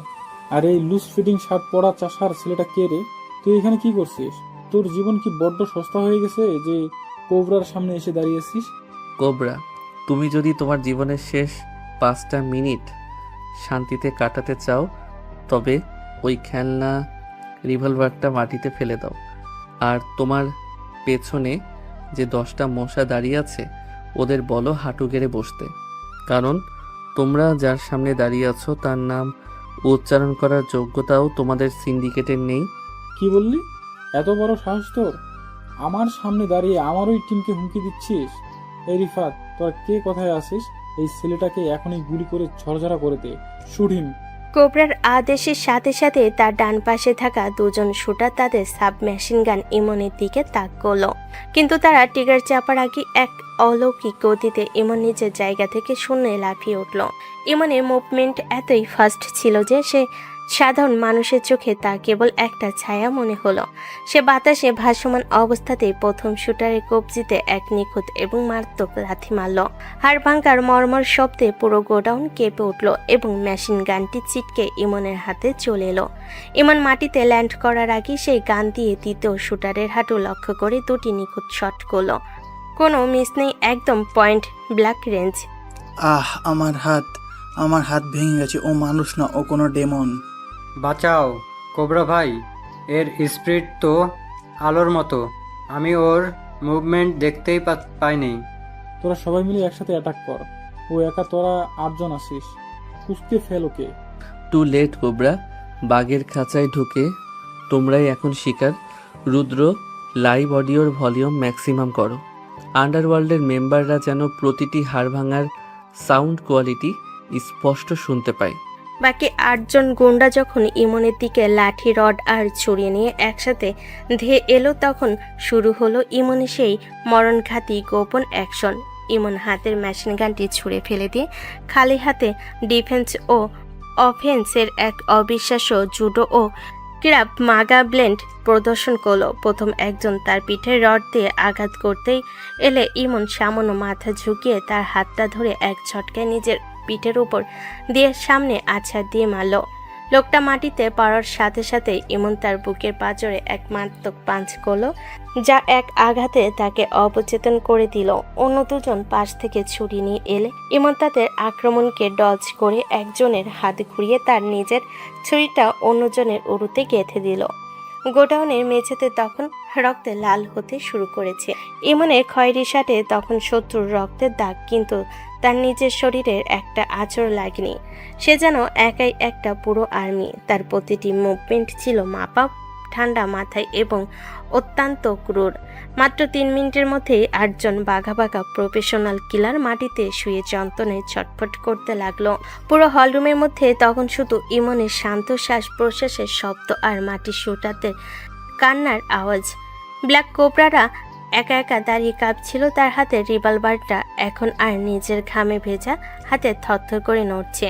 সে টিপোডে থাকা স্যাটেলাইট ফোনের স্ক্রিনের দিকে তাকালো। সেখানে ডাক ওয়েবের লাইভ চ্যাটে কমেন্টের বন্যা বয়ে যাচ্ছে। আপনিই তবে সেই কিংবদন্তি আরজে মাফিয়া কিং?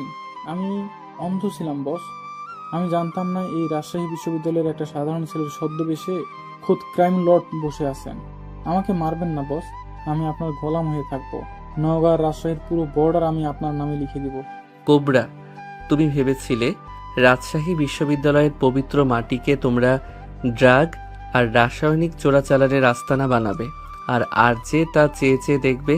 সেন্ট্রাল ল্যাবের লকার নাম্বার 4-এর যে স্যাম্পল নিয়ে তোমরা আন্তর্জাতিক ডিল করতে চেয়েছিলে, ওটা এখন আমার সেফ কাস্টডিতে। আর তোমার এই পুরো সিন্ডিকেটের ব্ল্যাক মানি আজ রাতেই বর্ডার বেল্টের গরিব চাষিদের ফান্ডে ট্রান্সফার হয়ে যাবে। তুমি আমার পরিচয় জানতে চেয়েছিলে না? হেই নাও তোমার উত্তর। ইমন কোবরাকে এক মস্ত বড় পাঞ্চ মেরে গোডাউনের শক্ত কাঠের টেবিলের উপর ছুঁড়ে মারল। টেবিল ভেঙে চুরমার হয়ে গেল এবং কোবরা মুখ থুবড়ে মাটিতে পড়ে অজ্ঞান হয়ে গেল। ইমন নিজের পকেট থেকে একটা সাদা রুমাল বের করে অত্যন্ত শান্তভাবে হাতের রক্ত পরিষ্কার করল। এরপর টিপটের সামনে এসে দাঁড়িয়ে ফোনের ক্যামেরার দিকে তাকালো। তার সেই গম্ভীর মাদকতাময় আর যে কণ্ঠ আবার ডার্ক ওয়েবের ফ্রিকোয়েন্সিতে প্রতিধ্বনিত হলো। Two all the members of underworld, this is RJ mafia king. আজ রাতে তোমরা দেখলে কি করে একটা সাম্রাজ্য ধুলোয় মিশিয়ে দিতে হয়। রাজশাহী আর নওগাঁর বর্ডার আজ থেকে সম্পূর্ণ ক্লিন। ডক্টর জামান আর আবির গ্রুপের অধ্যায় এখানেই শেষ। আর হ্যাঁ, আগামীকাল সকালে আমি আবার আমার সেই ঢিলেঢালা খয়েরি শার্ট করে চোখে মোটা চশমা দিয়ে রাজশাহী বিশ্ববিদ্যালয়ের ক্লাসের পেছনের বেঞ্চে গিয়ে বসবো। কারণ কিং যখন শান্ত থাকে তার মানে এই নয় যে সে স্বীকার করতে ভুলে গেছে। Good night underworld. ইমন ফোনটা অফ করে দিল। রুদ্র এবং তার টিম ভেতরে এসে দ্রুত সব প্রমাণ আর অজ্ঞান হওয়া গুন্ডাদের সরিয়ে ফেলার কাজে লেগে গেল।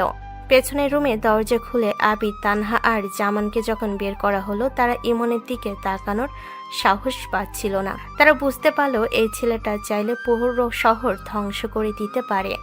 অথচ সে প্রতিদিন তাদের সব অপমান মুখ বুজে সহ্য করেছে শুধু একটা মহৎ মিশনের জন্য।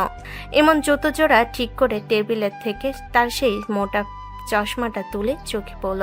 শার্টের হাতা নামিয়ে আবার সেই শান্ত ব্যাকটেডেড ও বিনীত খ্যাত ছাত্রের রূপ ধারণ করল। রাতের অন্ধকার কেটে যখন ভোরের আলো ফুটতে শুরু করেছে আর ইমন শান্ত পায়ে আবার ক্যাম্পাসের দিকে হাঁটা দিল, ভোরের আলো তখনও পুরোপুরি ফোটেনি। কুয়াশা আর হালকা অন্ধকারের চাদরে ঢাকা রাজশাহী বিশ্ববিদ্যালয়ের প্যারিস রোড এক অদ্ভুত নিস্তব্ধতায় ডুবে আছে। ঠিক সেই কুয়াশা চিরে টুকটুকি ট্রাভেলসের প্রথম বাসটা এসে থামলো মেন গেটের সামনে। বাস থেকে নেমে এলো ইমন। পরনে সেই আগের মতোই ইস্ত্রি ছাড়া ঢিলেঢালা খয়েরি রঙের শার্ট, চোখে মোটা ফ্রেমের চশমা আর কাঁধে ঝুলছে সেই পুরনো সুতি কাপড়ের ব্যাগটা। গতরাতে সেই ভয়ঙ্কর রক্তের বোনা হাড় ভাঙ্গার মর্মর শব্দ কিংবা আন্ডারওয়ার্ল্ডের সেই কাঁপন ধরানো আর যে মাফিয়া কিংয়ের বিন্দুমাত্র কোনো ছাপ এখন আর তার চোখে মুখে নেই। সে যেন আবার সেই অতি সাধারণ, লাজুক এবং সবার অবহেলার পাত্রে পরিণত হয়েছে। কিন্তু ইমনের এই অতিরিক্ত স্বাভাবিক থাকার অভিনয়টাই পুরো ক্যাম্পাস আর আন্ডারওয়ার্ল্ডের জন্য এক মস্ত বড় রহস্যের দেওয়াল হয়ে দাঁড়িয়েছে। রুদ্র, আমাদের মিশন এখনো শেষ হয়নি। কাল রাতের অ্যাকশন ছিল জাস্ট একটা ট্রেলার। ডক্টর জামান আর আবিরের সিন্ডিকেট তো চুনোপুটি। আসল মাস্টারমাইন্ড যে এই বিশ্ববিদ্যালয়ের ভেতরেই বসে সুতো নাড়াচ্ছে সে এখনো আড়ালে। লকার নাম্বার 4-এর কেমিক্যাল স্যাম্পলটা আমার কাছে সেফ আছে তো? ইমন যখন তার ইয়ারপিসের মাধ্যমে অত্যন্ত নিচু স্বরে ডাক লাইনে কথা বলছিল, তখন করিডোরে ওপাশ থেকে জুতো মচমচ করার শব্দ শোনা গেল। সে চট করে তার ফোনটা পকেটে ঢুকিয়ে পিঠটা সামান্য বাঁকিয়ে আবার সেই মেরুদণ্ডহীন খ্যাত ছাত্রের রূপ নিল। সকাল 9টা বাজার সাথে সাথে এগ্রিকালচার ডিপার্টমেন্টের করিডোরটি শিক্ষার্থীদের উপস্থিতিতে গমগম করতে লাগলো। তবে আজকের পরিবেশ অন্য যে কোনো দিনের চেয়ে আলাদা। পুরো করিডোরে থমথমে একটা আতঙ্ক বিরাজ করছে। শিক্ষার্থীরা নিজেদের মধ্যে জটলা পাকিয়ে ফিসফিস করছে, কারণ আজকে সকালের খবরের কাগজে আর ডাক ওয়েবের পাতায় একটা ব্রেকিং নিউজ ছড়িয়ে পড়েছে যে রাজশাহী সিটির এক নামকরা শিল্পপতি আবির গ্রুপ অফ ইন্ডাস্ট্রিজ এক রাতে দেউলিয়া হয়ে গেছে এবং স্থানীয় আন্ডারওয়ার্ল্ডের ত্রাস প্রাক কোবরা তার পুরো টিম সহ উধাও। রিফাত, তুই কি একবারও আবির ভাইয়ের ফোনে ট্রাই করেছিস? কাল রাত থেকে আবির ভাই আর তানহা দুজনের ফোনই একদম বন্ধ। এমনকি ডক্টর জামান স্যারও আজ ডিপার্টমেন্টে আসেনি। কাল রাতে পোবা গোডাউনে কি হয়েছিল আমাদের সাথে? আমার কিছুই মনে পড়ছে না কেন রে? আমার মাথাটাও কেমন যেন ঝিমঝিম করছে সায়েম। শুধু মনে আছে আমার ওই ক্ষেত ইমনটাকে ধরে নিয়ে গিয়েছিলাম, তারপর হঠাৎ চারদিকে অন্ধকার হয়ে গেল। আর আজ সকালে ঘুম থেকে উঠে শুনলাম আবির ভাইদের পুরো ফ্যামিলি নাকি রোড সাইডে এসে দাঁড়িয়েছে, আর যে মাফিয়া কিং নাকি এক ইশারায় ওদের সব ধ্বংস করে দিয়েছে। এই ডার্ক মাফিয়া নাম শুনলেই আমার বুক কাঁপছে। ওই দেখ, ওই দিকে দেখ, ওই চাষার ছেলে ইমন তো ঠিকই অক্ষত শরীরে হেঁটে আসছে। কাল রাতে আমরা তো ওকে অত বড় গোডাউনে আটকে রেখে এলাম, আজও সকাল সকাল একদম ফ্রেশ হয়ে ক্লাসে চলে এলো। ও কিভাবে বাঁচলো? নাকি আর যে মাফিয়া কিং যখন আবির ভাইদের ধরছিল তখন এই খ্যাটটা কোনো মতে লেজ গুটিয়ে পালিয়ে এসেছে? অ্যাকচুয়ালি এই কাপুরুষ তো মারামারির আওয়াজ শুনলেই অজ্ঞান হয়ে যাওয়ার কথা। ও নিশ্চয়ই কোনো ড্রোনের ভেতরে লুকিয়েছিল কাল রাতে। চল, ওর কলারটা চেপে ধরে আজ আসল সত্যটা বের করি। আবির ভাইরা কোথায় আছে ও নিশ্চয়ই জানে। সাইম আর রিফাত রাগে আর আতঙ্কে অন্ধ হয়ে ইমনের পথ আটকে দাঁড়ালো। করিডোরে অন্য শিক্ষার্থীরাও তাদের দিকে কৌতূহলী চোখে তাকালো। ইমনের চেহারা দেখে মনে হচ্ছিল সে আজ আবার তাদের হাতে মার খাওয়ার ভয়ে এখনই কেঁদে দেবে। সে এক পা পিছিয়ে গিয়ে তার মলিন ব্যাগটা বুকের সাথে শক্ত করে চেপে ধরল, কিন্তু চশমার ভেতরে সেই চোখ দুটো তখন সাইম আর রিফাতের গলার আর্টারিগুলো মেপে নিচ্ছিল যে মাত্র 1 সেকেন্ডের চাপে কিভাবে এদের চিরতরে স্তব্ধ করা যায়। তবে ইমন তার ভেতরের সেই ভয়ঙ্কর মাফিয়া সত্তাকে সৎহৎ মাটির নিচে চাপা দিয়ে রাখলো, কারণ এই ক্যাম্পাসে ইমনের পরিচয় যত বেশি রহস্যময় আর অবহেলিত থাকবে তার আসল মিশন তত বেশি সফল হবে। ওই খ্যাত, কথা বল, কাল রাতে পোবার গোডাউনে কি হয়েছিল? আবির ভাই আর তানহা কোথায়? তুই সেখান থেকে কিভাবে পালালি? সত্যি কথা না বললে আজ তোকে এই করিডোরে পিটিয়ে হাড্ডি গুঁড়া করে দেব। ভাইয়া, আমি সত্যি কিছু জানি না। কাল রাতে আপনারা যখন আমাকে ওই অন্ধকার ঘরে নিয়ে গেলেন, আমি তো ভয়ে জ্ঞান হারিয়ে ফেলেছিলাম। মাঝরাতে যখন আমার জ্ঞান ফিরল, আমি দেখলাম চারপাশটা একদম ফাঁকা, কেউ কোথাও নেই। দড়িগুলো কেমন যেন আলগা ছিল। আমি শুধু ভয়ে কাঁদতে কাঁদতে হেঁটে হেঁটে মেইন রোডে এসে একটা লোকাল বাসে উঠে বাড়ি চলে গিয়েছিলাম। ভাইয়া, আমার খাতাগুলো সব ছিঁড়ে গেছে ভাইয়া। শালা ভিতর ডিম, তুই জ্ঞান হারিয়েছিলি আর আমরা ভাবলাম তুই হয়তো কোনো এজেন্টের লোক। আবির ভাইরা নিশ্চয়ই অন্য কোনো বড় মাফিয়ার খপ্পরে পড়েছে। তোর মতো একটা জেনুইন চাষা আর যে মাফিয়া কিংয়ের ডিল নিয়ে কি বা বুঝবি? যা, চোখের সামনে থেকে দূর হ, তোকে দেখলেই আমার মেজাজ গরম হয়ে যায়। দাঁড়া রিফাত, একে এত সহজে ছাড়বি না। আজ আমাদের ডিপার্টমেন্টে নতুন একজন ডিন স্যার দায়িত্ব নিয়েছেন। ওনার ক্লাস টাইম হয়ে গেছে। চল, এই খ্যাটটাকে ডিন স্যারের সামনে নিয়ে আজকে ফার্স্ট ইয়ার থেকে রাস্টিকেট করার ব্যবস্থা করি। ও পড়াশোনার চেয়ে ক্লাসে বেশি ঢং দেখায়। সাইম আর রিফাত ইমনকে ধাক্কা দিতে দিতে এগ্রি কালচার গ্যালারি রুমের দিকে নিয়ে গেল। ইমনের ঠোঁটের কোণে তখন অত্যন্ত সূক্ষ্ম আর পুরোর এক চিলতে হাসি দেখা দিল, যা কেউ খেয়াল করতে পারল না। সে মনে মনে ভাবলো নতুন ডিনকে হতে পারে তা সে ভালো করেই জানে। ক্লাসরুমে ঢোকার পর দেখা গেল পুরো হলরুমে ছাত্রছাত্রীরা একদম সোজা হয়ে বসে আছে, কারণ সাইমের ডায়াসে যিনি দাঁড়িয়ে আছেন তার ব্যক্তিত্ব আর গম্ভীর চেহারা পুরো বিশ্ববিদ্যালয়ের অন্যতম সেরা। তিনি আর কেউ নন, ডক্টর আরিফের চেয়েও কড়া প্রফেসর ডক্টর রাশেদ করিম। তিনি স্যুট পরে গম্ভীর মুখে ইমনের দিকে তাকালেন। এই যে ছেলে, ক্লাস শুরু হওয়ার পর তোমরা করিডোরে কি নিয়ে চিল্লামিল্লি করছিলে? তোমার শার্টের এই অবস্থা কেন? রাজশাহী বিশ্ববিদ্যালয়ে তোমরা কি মারামারি করতে এসেছো? তোমার নাম কি? স্যার, ওর নাম ইমন। ও অত্যন্ত বেয়াদব একটা ছেলে স্যার। কাল রাতেও আমাদের ব্যাচের লিডার আবির ভাইয়ের সাথে গুন্ডামি করেছি, আর আজ ক্লাসে এসে আমাদের হুমকি দিচ্ছে। ওই ডিপার্টমেন্টের পরিবেশ নষ্ট করছে স্যার। ওকে আজই বের করে দেওয়া উচিত। হ্যাঁ স্যার, ও দেখতে এমন সরল সোজা থাকে, কিন্তু আসলে ওর ভেতরে ভেতরে অনেক বড় খারাপ কাজ করে বেড়ায়। ও কাল রাতে আমাদের এক গোপন স্যান্ডি গ্রুপেও ঝামেলা করেছে স্যার। চুপ করো সায়েম আর রিফাত, তোমাদের ব্যাকগ্রাউন্ড আমার খুব ভালো করেই জানা আছে। আবির গ্রুপ অফ ইন্ডাস্ট্রি কি অবস্থা হয়েছে তা আজকের পেপারেই এসেছে, তাই নিজেরা বেশি পণ্ডিতই দেখাবে না। ইমন, তুমি সামনে আসো। আমি এই বোর্ডের ওপর সয়েল সায়েন্সের একটা আন্তর্জাতিক সমীকরণ লিখছি, যা আজ পর্যন্ত এই বিশ্ববিদ্যালয়ে কোনো থার্ড ইয়ারের স্টুডেন্টও সলভ করতে পারেনি। তুমি যদি এটা পারো তবেই এই ক্লাসে বসবে, না হলে আজ তোমার অ্যাডমিশন ক্যান্সেল। প্রফেসর রাশেদ যখন বোর্ডে চক দিয়ে অত্যন্ত জটিল মাল্টিলেয়ার কেমিক্যাল বন্ডিংয়ের সূত্র লিখতে লাগলেন, তখন সাইম আর রিফাত পেছনে বসে মুচকি হাসতে লাগলো। তারা ডাবল এবার সেই খ্যাত ছেলেটার আসল পড়াশোনা বের হয়ে যাবে এবং সে চিরকালের জন্য ক্যাম্পাস থেকে লাথি খেয়ে বের হবে। তানহার অভাব আজকেও ফিল করছিল না।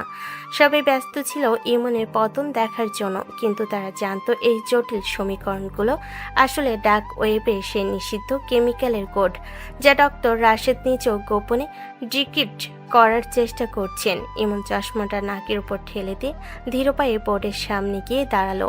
স্যার, এই সমীকরণটি আসলে উত্তরবঙ্গ অঞ্চলের মাটিতে যে ক্যাডমিয়াম আর আর্সেনিকের বিষাক্ত চেইন তৈরি হচ্ছে তার রাসায়নিক গঠন। যদি আমরা এর থার্ড ইলেকট্রন বন্ডটা ব্রেক না করি, তবে এই মাটি চিরকালের জন্য বন্ধা হয়ে যাবে। এর সঠিক সলিউশন হলো নাইট্রোজেন ফিক্সিং ব্যাকটেরিয়ার সাথে এই বিশেষ পলিমার কোড যুক্ত করা। ইমনের সাবলীল কণ্ঠ আর একটানে বোর্ডের ওপর লিখে দেওয়া নিখুঁত সমাধান দেখে প্রফেসর রাশেদের হাতে চকটা মাটিতে পড়ে ভেঙে গেল। তার পুরো শরীর কাঁপতে লাগলো। তিনি ইমনের চোখের দিকে তাকলেন। সে চশমার আড়ালে চোখ দুটো ডক্টর রাশেদকে এক পরম চেনা, তীব্র, শীতল আর যে মাফিয়া কিংয়ের কণ্ঠের কথা মনে করিয়ে দিল। রাশেদ করিম বুঝতে পারলেন এই ছেলেটা কোনো সাধারণ গ্রামের চাষা নয়। এর পেছনে এমন এক অতি প্রাকৃত রহস্য আর ক্ষমতা লুকিয়ে আছে যা খোদ আন্ডারওয়ার্ল্ডকে নিয়ন্ত্রণ করে। কিন্তু তিনি নিজের ভয়টা চেপে রেখে গম্ভীর হলেন। এক্সিলেন্ট ইমন, তুমি আজ যা করলে তা এই ডিপার্টমেন্টের ইতিহাসে কেউ করতে পারেনি। সাইম আর রিফাত, তোমরা এখন নিজের সিটে গিয়ে বসো। আর যদি কোনোদিন ইমনের দিকে আঙুল তোলো তবে তোমাদের কেরিয়ার আমি শেষ করে দেব। ইমন, তুমি পেছনের বেঞ্চে গিয়ে বসো। ইমন মাথা নিচু করে অত্যন্ত বিনীতভাবে আবার সেই পেছনে ভাঙা বেঞ্চের এক কোণায় গিয়ে বসল। ক্লাসের সব স্টুডেন্ট তখন হিংসা আর তীব্র বিস্ময়ের আগুনে জ্বলছিল। তারা কিছুতেই মেলাতে পারছিল না যে একটা সাধারণ খ্যাত ছেলে কিভাবে একের পর এক অলৌকিক মেধার পরিচয় দিচ্ছে। ক্লাস শেষ হতে ইমন আবার ব্যাগটা কাঁধে নিয়ে শান্ত পায়ে করিডর দিয়ে বের হয়ে গেল। কেউ জানল না এই রহস্যের আড়ালে আজ রাতে ডাক রেডিওতে আর যে মাফিয়া কিং তার পরবর্তী মরণ কামড় দিতে চলেছে, যার প্রথম টার্গেট স্বয়ং এই নতুন ডিন ডক্টর রাশেদ করিম। বিকেলে মরা রোদ প্যারিস রোডের গগন শিরিষ গাছগুলোর ফাঁক গলে চুইয়ে চুইয়ে পড়ছে পিচঢালা রাস্তায়। ক্লাস শেষের ক্যাম্পাসটা যখন ধীরে ধীরে ফাঁকা হয়ে আসছিল, তখন সেন্ট্রাল লাইব্রেরি পেছনের নির্জন বেলতলে এসে দাঁড়ালো ইমন। তার কাঁধের পুরনো সুতি ব্যাগটা একটা ভাঙ্গা সিমেন্টের বেঞ্চের উপর রাখা। সে পকেট থেকে তার সেই বিশেষ এনক্রিপ্টেড স্যাটেলাইট ডিভাইসটি বের করল। মাত্র কয়েকটা টাচ করতেই স্ক্রিনে ভেসে উঠল ডাক ওয়েবের রেড রুমের একটি লাইভ ডেটা ফিড। রুদ্র, ডক্টর রাশেদ করিমের পুরো প্রোফাইল আমার স্ক্রিনে চলে এসেছে। লোকটা নিজেকে এগ্রিকালচার ডিপার্টমেন্টের সৎ এবং কড়া প্রফেসর হিসেবে জাহির করলেও ডার্ক ওয়েবে তার code name the alchemist Abir আর ডক্টর জামান যে কেমিক্যাল সিন্ডিকেট চালাচ্ছিল তার আসল সাপ্লায়ার এই রাশেদ। আজ ক্লাসে সে যে সমীকরণটা বোর্ডে লিখেছিল ওটা আসলে বর্ডার বেল্ট দিয়ে পার পার্সেন্টেজ ড্রাগ লিকুইড পাচারের একটা রুটিন করছিল। সে ভাবেনি ক্লাসের পেছনের বেঞ্চের একটা সাধারণ ছেলে ওটা 1 সেকেন্ডে ডিকোড করে দেবে। বস, রাশেদ করিম কিন্তু ডক্টর জামানের মতো বোকা না। সে অলরেডি বুঝতে পেরেছে যে ক্যাম্পাসের ভেতরেই কেউ একজন তার পুরো নেটওয়ার্কের ওপর নজর রাখছে। আজ দুপুরেই সে ডার্ক ওয়েবের মেইন সার্ভারে একটা মেসেজ পাঠিয়েছে। সে আরজে মাফিয়া কিংয়ের সাথে সরাসরি একটা ভার্চুয়াল মিটিং করতে চায়। যদি আরজে রেসপন্স না করে তবে সে রাজশাহী আর নওগাঁর পুরো বর্ডার এরিয়া লকডাউন করে দেবে। এতে আমাদের ল্যাবের সেই আসল স্যাম্পলটা পোর্ট পর্যন্ত পৌঁছানো আটকে যাবে বস। সে আমার সাথে মিটিং করতে চায়, বেশ তো। আর যে মাফিয়া কিং কখনো তার শত্রুদের হতাশ করে না। আজ রাত ঠিক 10টায় ডার্ক রেডিওর ফ্রিকোয়েন্সি যখন ওপেন হবে তখন ডক্টর রাশেদ করিমের সেই মিটিং আমি নিজেই হোস্ট করব। তবে তার আগে ক্যাম্পাসে তার যে লোকাল এজেন্টরা ছড়িয়ে আছে তাদের এক এক করে উপড়ে ফেলতে হবে। সাইম আর রিফাত এখনও রাশেদের হয়ে ইনফরমেশন কালেকশনের কাজ করছে, ওদের উপর নজর রাখো। ইমন ফোনটা লক করে পকেটে রেখে চশমাটা নাক বরাবর সোজা করে নিল। ঠিক তখনই তার ফোনে নর্মাল সিমে একটি কল এলো। স্ক্রিনে আম্মা নামটা দেখে ইমনের চোখে সেই মাফিয়া কিংয়ের বরফ শীতল চাহনি এক মুহূর্তের মধ্যে গলে জল হয়ে গেল। সেখানে ফুটে উঠল এক পরম মমতাময়ী ছেলের আকুলতা। সে গলাটা সামান্য পরিষ্কার করে অত্যন্ত নরম ও গ্রামীণ টোনে ফোনটা রিসিভ করলো। হ্যালো আম্মা, আসসালামু আলাইকুম। হ্যাঁ আম্মা, আমি ভালো আছি। দুপুরের খাওয়া দাওয়া ঠিকঠাক করেছি আম্মা, ম্যাসের ডাল ভাতই খেয়েছি। না না, আমার কোনো কষ্ট হচ্ছে না। তুমি শরীরের খেয়াল রাখছো তো? ছোট ভাইয়ের স্কুলের খরচের টাকাটা আমি কাল সকালেই পাঠিয়ে দেবো আম্মা, তুমি একদম চিন্তা করো না। আমি এখানে টিউশনি করে আর প্রজেক্টের কিছু কাজ করে বেশ ভালো টাকা পাচ্ছি। তুমি আম্মাকে শুধু বলো যেন নিজের সময় মতো ওষুধগুলো খেয়ে নেয়। আচ্ছা আম্মা, রাখি তাহলে। ফোনটা কেটে দেওয়ার পর ইমনের বুকে একটা দীর্ঘশ্বাস জমা হলো। যে ছেলেটা এক রাতের ইশরায় কোটি কোটি টাকার আন্তর্জাতিক সাম্রাজ্য ধুলোয় মিশিয়ে দিতে পারে, সে তার মায়ের কাছে এখনো সেই অভাবী, সরল আর খেটে খাওয়া বড় ছেলে। নিজের পরিবারের মুখে হাসি ফোটানোর জন্য যে দিনরাত কষ্ট করে, অথচ কেউ জানে না এই সাধারণ ইমনের কাঁধে চেপে আছে পুরো আন্ডারওয়ার্ল্ডের শাসনভার। সে ব্যাগটা কাঁধে নিয়ে ধীর পায়ে হেঁটে ম্যাসের দিকে রওনা দিল। রাত তখন 9:30। পুরো রাজশাহী শহর নিঝুম অন্ধকারে ডুবে গেছে। বিশেষ করে পদ্মা নদীর ধারের টিবাদ এলাকাটা কুয়াশা একদম আচ্ছন্ন। এই শীতের রাতে সেখানে সাধারণ কোনো মানুষের থাকার কথা নয়, কিন্তু টিবাদের ঠিক নম্বর ব্ল্যাকের পাশে একটা কালো রঙের মাইক্রোবাস এসে থামল। গাড়ি থেকে নেমে এলেন ডক্টর রাশেদ করিম। তার পরনে কালো কোট, চোখে রিমলেস চশমা। তার পেছনে দাঁড়িয়ে আছে সাইম আর রিফাত, দুজনের হাতে দুটি বিদেশি পিস্তল। সাইম, তোমরা নিশ্চিত তো যে আজ রাতে এই রুটে কোনো পুলিশি ঝামেলা হবে না? আবির আর ডক্টর জামান এক রাতে ভ্যানিশ হয়ে যাওয়ার পর থেকে সেন্ট্রাল ল্যাবের ওপর কড়া নজরদারি চলছে। লকার নাম্বার 4-এর চাবিটা এখন কার কাছে আছে? তোমরা কি তা বের করতে পেরেছো?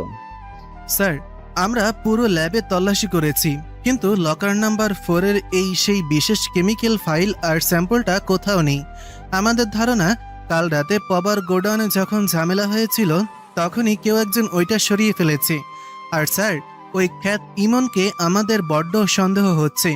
ও আজ ক্লাসে যেভাবে ওই কঠিন ইকুয়েশন সলভ করলো তা কোনো সাধারণ ফার্স্ট ইয়ারের ছাত্রের পক্ষে অসম্ভব। হ্যাঁ স্যার, আমার তো মনে হয় ওই ইমন নিশ্চয়ই কোনো বড় চোরের দলের সাথে যুক্ত। ও কাল রাতে গোডাউন থেকে অক্ষত অবস্থায় ফিরে এসেছে। ও নিশ্চয়ই জানে ফাইলটা কোথায় আছে। আপনি আদেশ দিলে আজ রাতেই ওর মেসে গিয়ে ওরে তুলে এনে আমরা হাড়গোড় ভেঙে দিব স্যার। বোকার মতো কথা বল না রিফাত। একটা গ্রামের খ্যাত ছেলে বড় জোর একটু মেধাবী হতে পারে, কিন্তু সে আন্ডারওয়ার্ল্ডের আরজে মাফিয়া কিংয়ের ফাইল চুরি করার সাহস পাবে না। আরজে নিজেই ডক্টর জামানের পুরো স্যাম্পল আটকে দিয়েছে। আজ রাত 10টায় আরজে আমার সাথে ডার্ক লাইনে যুক্ত হবে। আমি নিজেই তার সাথে ডিল করব। তোমরা শুধু এই অর্ডার ম্যাপটা দেখো। যদি আরজে আমাদের সাথে সমঝোতায় না আসে তবে আজ রাতে নওগাঁ আর নিয়ামতপুর বেন্ডের আমাদের সেই ব্যাকআপ ফোর্স আছে, তাদের দিয়ে পুরো বর্ডার অশান্ত করে তুলব। ডক্টর রাশেদ করিম যখন তার স্যাটেলাইট ল্যাপটপটি গাড়ির বনেটের উপর রেখে ডাক ওয়েবের সিকিউর লাইনে লগ ইন করছিল তখন ঘড়ির কাঁটায় ঠিক রাত 10টা বাজলো। ল্যাপটপের স্ক্রিনটা হঠাৎ করে লাল হয়ে উঠল। পুরো সিস্টেমে নিয়ন্ত্রণ যেন অন্য কারোর হাতে চলে গেল। স্পিকার থেকে ভেসে এলো সেই অতি চেনা, গভীর, ভারী এবং মাদকতাময় কণ্ঠস্বর। যা শুনলে আন্ডারওয়ার্ল্ডের বড় বড় ডনদেরও মেরুদণ্ড দিয়ে ঠান্ডা স্রোত বয়ে যায়। আর যে মাফিয়া কিং লাইভে চলে এসেছে। গুড ইভিনিং ডক্টর রাশেদ করিম ওরফে দ্য অ্যালকেমিস্ট। আপনি বোধহয় ভেবেছিলেন পদ্মা নদীর ঠান্ডা বাতাসে বসে আপনি আর যে মাফিয়া কিংয়ের সাথে দরাদরি করবেন। আপনার স্পর্ধা দেখে আমি সত্যি বেশ বিনোদিত হয়েছি। আর যে আমি জানি তুমি আন্ডারওয়ার্ল্ডের সম্রাট, কিন্তু মনে রেখো এই রাজশাহী আর বর্ডার বেন্টের রুটটা আমি নিজে তৈরি করেছি। সেন্ট্রাল ল্যাবের লকার নাম্বার 4-এ যে স্যাম্পলটা তুমি হাইজ্যাক করেছো, ওটা ছাড়া দুবাইয়ের ডিল কমপ্লিট হবে না। তুমি যদি ওটা আমাকে ফেরত দাও তবে এই বিজনেসের 50% শেয়ার তোমার অ্যাকাউন্টে চলে যাবে। আর যদি না দাও তবে কাল সকালেই এই পুরো রাজশাহী রক্তে ভেসে যাবে। আমার লোকাল স্কোয়াড অলরেডি পজিশন নিয়ে নিয়েছে। হুমকি? আর যে মাফিয়া কিংকে আপনি হুমকি দিচ্ছেন ডক্টর রাশেদ? আপনি যে ব্যাকআপ ফোর্সের কথা বলছেন তারা এই মুহূর্তে নিয়ামতপুর বর্ডারের বিজিবি বিশেষ ক্যাম্পের সামনে হাতজোড় করে হাঁটু গেড়ে বসে আছে। আপনার পাঠানো প্রতিটা অস্ত্রের সোর্স আমি আজ বিকেল 4টার মধ্যে সিল করে দিয়েছি। আর আপনার পেছনে যে দুটো গাধা দাঁড়িয়ে আছে, সায়েম আর রিফাত, ওদের বলুন পিস্তলগুলো মাটিতে ফেলে দিতে, কারণ ওগুলো দিয়ে ওনারা বড়জোর পাখি শিকার করতে পারেন। আর যে সামনে দাঁড়ানোর যোগ্যতা ওদের নেই। আপনি কে? আপনি আমাদের নাম কিভাবে জানেন? আপনি কি আমাদের উপর নজর রাখছেন? সামনে আসুন, ক্ষমতা থাকলে সামনে এসে কথা বলুন। স্যার, এই আরজের গলাটা কেমন যেন চেনা চেনা লাগছে। এই ভয়েস টোন, এটা তো হতে পারে না। স্যার, ও আমাদের খুব কাছে থেকে ওয়াচ করছে। চুপ করো সায়েম। আর যে তুমি যত বড়ই কিং হও না কেন, তুমি একা একটা পুরো সিস্টেমের বিরুদ্ধে লড়তে পারবে না। আমি জানতে চাই তুমি কে, এই রাজশাহী বিশ্ববিদ্যালয়ের ভেতরে তোমার সোর্সটাকে, যে আমাদের প্রতিটা মুভমেন্ট তোমাকে লাইভ পাচার করছে। ডক্টর রাশেদ, আপনি খুব বড় সায়েন্টিস্ট হতে পারেন, কিন্তু অপরাধের দুনিয়ায় আপনি এখন একেবারে শিশু। আপনি আমার সোর্স খুঁজছেন, অথচ আপনার সোর্স খোদ আপনার ক্লাসরুমের পেছনের বেঞ্চে বসে আপনার প্রতিটা পাপের হিসাব লিখছে। আপনি যে ব্লু প্রিন্টের স্যাম্পল খুঁজছেন ওটা এখন আমার এই খয়েরি শার্টের পকেটে রাখা স্যাটেলাইট ডিভাইসের ঠিক পাশেই জ্বলজ্বল করছে। ইমনের এই কথা শেষ হওয়ার সাথে সাথে ডক্টর রাশেদ করিমের ল্যাপটপের স্ক্রিনে একটা লাইভ ভিডিও ফিড অন হয়ে গেল। সেই ভিডিওতে দেখা যাচ্ছে একটা অন্ধকার ঘরের টেবিলে রাখা আছে সেন্ট্রাল ল্যাবের সেই নিখোঁজ হওয়া লকার নাম্বার 4-এর ফাইল, আর তার পাশে পড়ে আছে রাজশাহী বিশ্ববিদ্যালয়ের এগ্রিকালচারাল ডিপার্টমেন্টের ফার্স্ট ইয়ারের একটা আইডি কার্ড, যার উপর স্পষ্ট অক্ষরে নাম রাজিয়া সুলতানা, ইমনের ক্যারেক্টার প্রোফাইল। সাইম, রিফাত আর ডক্টর রাশেদ করিম সেই স্ক্রিনের দিকে তাকিয়ে যেন পাথর হয়ে গেলেন। তাদের মুখের সমস্ত রক্ত 1 সেকেন্ডে শুষে নেওয়া হলো। তারা বিশ্বাসই করতে পারছিলেন না যে যাকে তারা আজ সকাল পর্যন্ত খ্যাত গরিব চাষার ছেলে বলে জুতো পেটা করার ভয় দেখাচ্ছিল, করিডোরে ধাক্কা মারছিল, সে ছেঁড়া জুতো পরা ছেলেটাই আসলে পুরো আন্ডারওয়ার্ল্ডের গডফাদার আর যে মাফিয়া কিং। রহস্যের পর্দাটা তাদের সামনে উন্মোচিত হলেও তা ছিল এক চরম আতঙ্কের নাম। ইমন, না, এটা সম্ভব না। একটা সাধারণ স্টুডেন্ট, সে কিভাবে আরজে হবে? ও তো ক্লাসে মাথা নিচু করে বসে থাকে, ও তো কথাই বলতে গেলে তোতলায়। সাইম, এটা কি সত্যি সেই ইমন? স্যার, ও তো আজ সকালেই বলল ও ভয়ে অজ্ঞান হয়ে গিয়েছিল। ও আমাদের পা ধরে ক্ষমা চাইল। স্যার, ও আমাদের সাথে এত বড় গেম খেলছিল। ও আমাদের পুরো সিন্ডিকেটটাকে হাতের পুতুল বানিয়ে নাচিয়েছে স্যার। ভাই, ও নো, আরজে ভাই, আমাদের মাফ করে দিন। আমরা বুঝতে পারিনি। আমরা ভেবেছিলাম আপনি একটা সাধারণ ছেলে। আমাদের কেরিয়ার ধ্বংস করবেন না ভাই, আমাদের ফ্যামিলিকে রাস্তায় বসাবেন না। ডক্টর রাশেদ করিম, আপনার ডার্ক ওয়েবের অ্যাকাউন্ট থেকে এইমাত্র 300 কোটি টাকা বর্ডার বেল্টের সেই সব গরিব কৃষকদের অ্যাকাউন্টে ডিস্ট্রিবিউট করে দেওয়া হলো, যাদের জমি দখল করে আপনি ল্যাব বানানোর পরিকল্পনা করছিলেন। আর সায়েম, রিফাত, তোমরা ভেবেছিলে ক্যাম্পাসে বড়লোকের টাকা আর ক্ষমতা দেখিয়ে গরিব ছাত্রদের উপর দাদাগিরি করবে। আজ রাতের পর থেকে তোমাদের এই ক্ষমতা চিরতরে স্তব্ধ হয়ে যাবে। রুদ্র, টিম ভেতরে পাঠাও। পদ্মা নদীর ধার আজ রাতে সম্পূর্ণ ক্লিন হওয়া দরকার। ইমনের আদেশের সাথে সাথেই পদ্মা নদীর বাঁধের চারপাশে ঘন কুয়াশা চিরে 10-12টা হাইটেক সার্চলাইট জ্বলে উঠল। ডক্টর রাশেদ সাইম আর রিফাতকে চারিদিক থেকে ঘিরে ফেলল আর্যের স্পেশাল ব্ল্যাক স্কোয়াডের কমান্ডারেরা। তাদের ভারী বুটের শব্দে পদ্মা নদীর তীরের মাটি যেন কেঁপে উঠল। রাশেদ করিম বুঝতে পারল তার অপরাধের সাম্রাজ্য আজ রাতেই মাটির সাথে মিশে গেছে। এদিকে নিজের ম্যাসেজ ছোট্ট অন্ধকার ঘরে বসে ইমন শান্তভাবে তার স্যাটেলাইট ফোনটি অফ করলো। সে তার চোখের চশমাটা টেবিলের ওপর রাখলো। কুপিবাতির মৃদু আলোয় তার মুখে সেই ঠান্ডা নিষ্ঠুর মাফিয়ার রাজের ভাবটা আবার ডেলিশিয়াস হারিয়ে গেল। সে তার সুতি ব্যাগ থেকে আগামীকালের সয়েল সায়েন্সের অ্যাসাইনমেন্টের খাতাটা বের করলো। কলমটা হাতে নিয়ে সে অত্যন্ত মনোযোগ দিয়ে কালকের ক্লাসের পড়া রেডি করতে লাগলো। কারণ আগামীকাল সকালে সে আবার সেই ঢিলেঢালা খয়েরি শার্ট পরা, মাথা নিচু করে রাজশাহী বিশ্ববিদ্যালয় করিডোর দিয়ে হেঁটে ক্লাসের পেছনে বেঞ্চে গিয়ে বসবে। কিং তার শিকার শেষ করে আবার শান্ত ছদ্মবেশে ফিরে এসেছে। সকালের মিষ্টি রোদ রাজশাহী বিশ্ববিদ্যালয়ের প্যারিস রোডের গগন শিরিষ গাছগুলোর পাতা ছুঁয়ে পিচঢালা রাস্তায় এসে পড়েছে। প্রতিদিনের মতো আজও ক্যাম্পাসটা সাধারণ শিক্ষার্থীদের কোলাহলে মুখরিত হওয়ার কথা ছিল, কিন্তু আজ পুরো বিশ্ববিদ্যালয়ের পরিবেশ সম্পূর্ণ থমথমে। সেন্ট্রাল লাইব্রেরি থেকে শুরু করে টুকটুকি চত্বর সর্বত্রই শুধু একটি গুঞ্জন।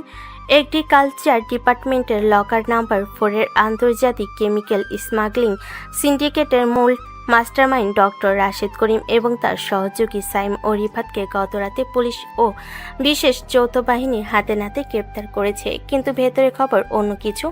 আন্ডারওয়ার্ল্ডের ডাক ওয়েবে আজ ভোরে একটি ফাইনাল ডিক্লারেশন এসেছে যে এই পুরো অপারেশনের পেছনে ছিলেন স্বয়ং আরজে মাফিয়া কিং, আর তিনি অন্য কেউ নন, এই বিশ্ববিদ্যালয়েরই প্রথম বর্ষের ছাত্র ইমন। বিশ্ববিদ্যালয়ের মেন গেটের সামনে তখন হাজার হাজার ছাত্রছাত্রীর উপচে পড়া ভিড়। পোক্টেরিয়াল বডি, পুলিশ বাহিনী এবং বড় বড় মিডিয়ার গাড়ি এসে চত্বরটা ব্লক করে রেখেছে। সবে অধীর আগ্রহে অপেক্ষা করছে সেই রহস্যময় আরজে মাফিয়া কিংকে এক পলক দেখার জন্য, যাকে এতদিন সবাই খ্যাত, গরিব আর চাষার ছেলে বলে অবহেলা করেছে। আজ সে পুরো দেশের প্রথম সারির সংবাদ শিরোনাম। তুই কি সত্যি বিশ্বাস করিস যে পেছনের ব্রেঞ্চে বসে থাকা ওই বোকা সোজা ইমনটাই আর যে মাফিয়া কিং? ও তো কারোর সাথে ঠিকমতো কথাও বলতো না। আরে ভাই, ড্রাগ ওয়াবের লাস্ট ড্রিম ওর আইডি কার্ড আর স্ট্যানাল ল্যাবের সেই আসল স্যাম্পল ফাইল দুটো দেখানো হয়েছে। ও নাকি আন্তর্জাতিক ড্রাগ চোর চান্নাল রুট বন্ধ করার বিশেষ মেশিন। এই ক্যাম্পাসের ছাত্র সেজে এসেছিল। আজ নাকি সে শেষবারের মতো ক্যাম্পাসে আসবে ওর মেশিন সাকসেসফুল করে সবার সামনে অফিসিয়ালি আপ্যায়ত হতে। ঠিক তখনই মেইন গেটের রাজপথ কাঁপিয়ে 3টে কালো রঙের বিলাসবহুল বুলেট প্রুফ গাড়ি এসে থামল। মাঝখানে গাড়িটি থেকে প্রথমে নেমে এলো কালো স্যুট পরা রুদ্র এবং তার 4 জন বডিগার্ড। তারা অত্যন্ত দ্রুততার সাথে গাড়ির পেছনে দরজাটা খুলে সোজা হয়ে দাঁড়িয়ে কুর্নিশ করল। গাড়ি থেকে যিনি নেমে এলেন তাকে দেখে পুরো বিশ্ববিদ্যালয়ের চত্বরে এক মুহূর্তের জন্য শ্মশানে নীরবতা নেমে এলো। এরপরই শুরু হলো হাজার হাজার মানুষের চিৎকার আর করতালি রোল। ইমনের পরনে আজ আর সেই স্ত্রী ছাড়া ঢিলেঢালা খয়েরি শার্ট নেই। তার পরনে এখন নিখুঁত ফিটিংয়ের রয়্যাল ব্লু ব্লেজার, ভেতরে সাদা শার্ট, আর চোখে সেই পুরনো মোটা ফ্রেমের সস্তা চশমাটার জায়গায় শোভা পাচ্ছে রাজকীয় ডার্ক সানগ্লাস।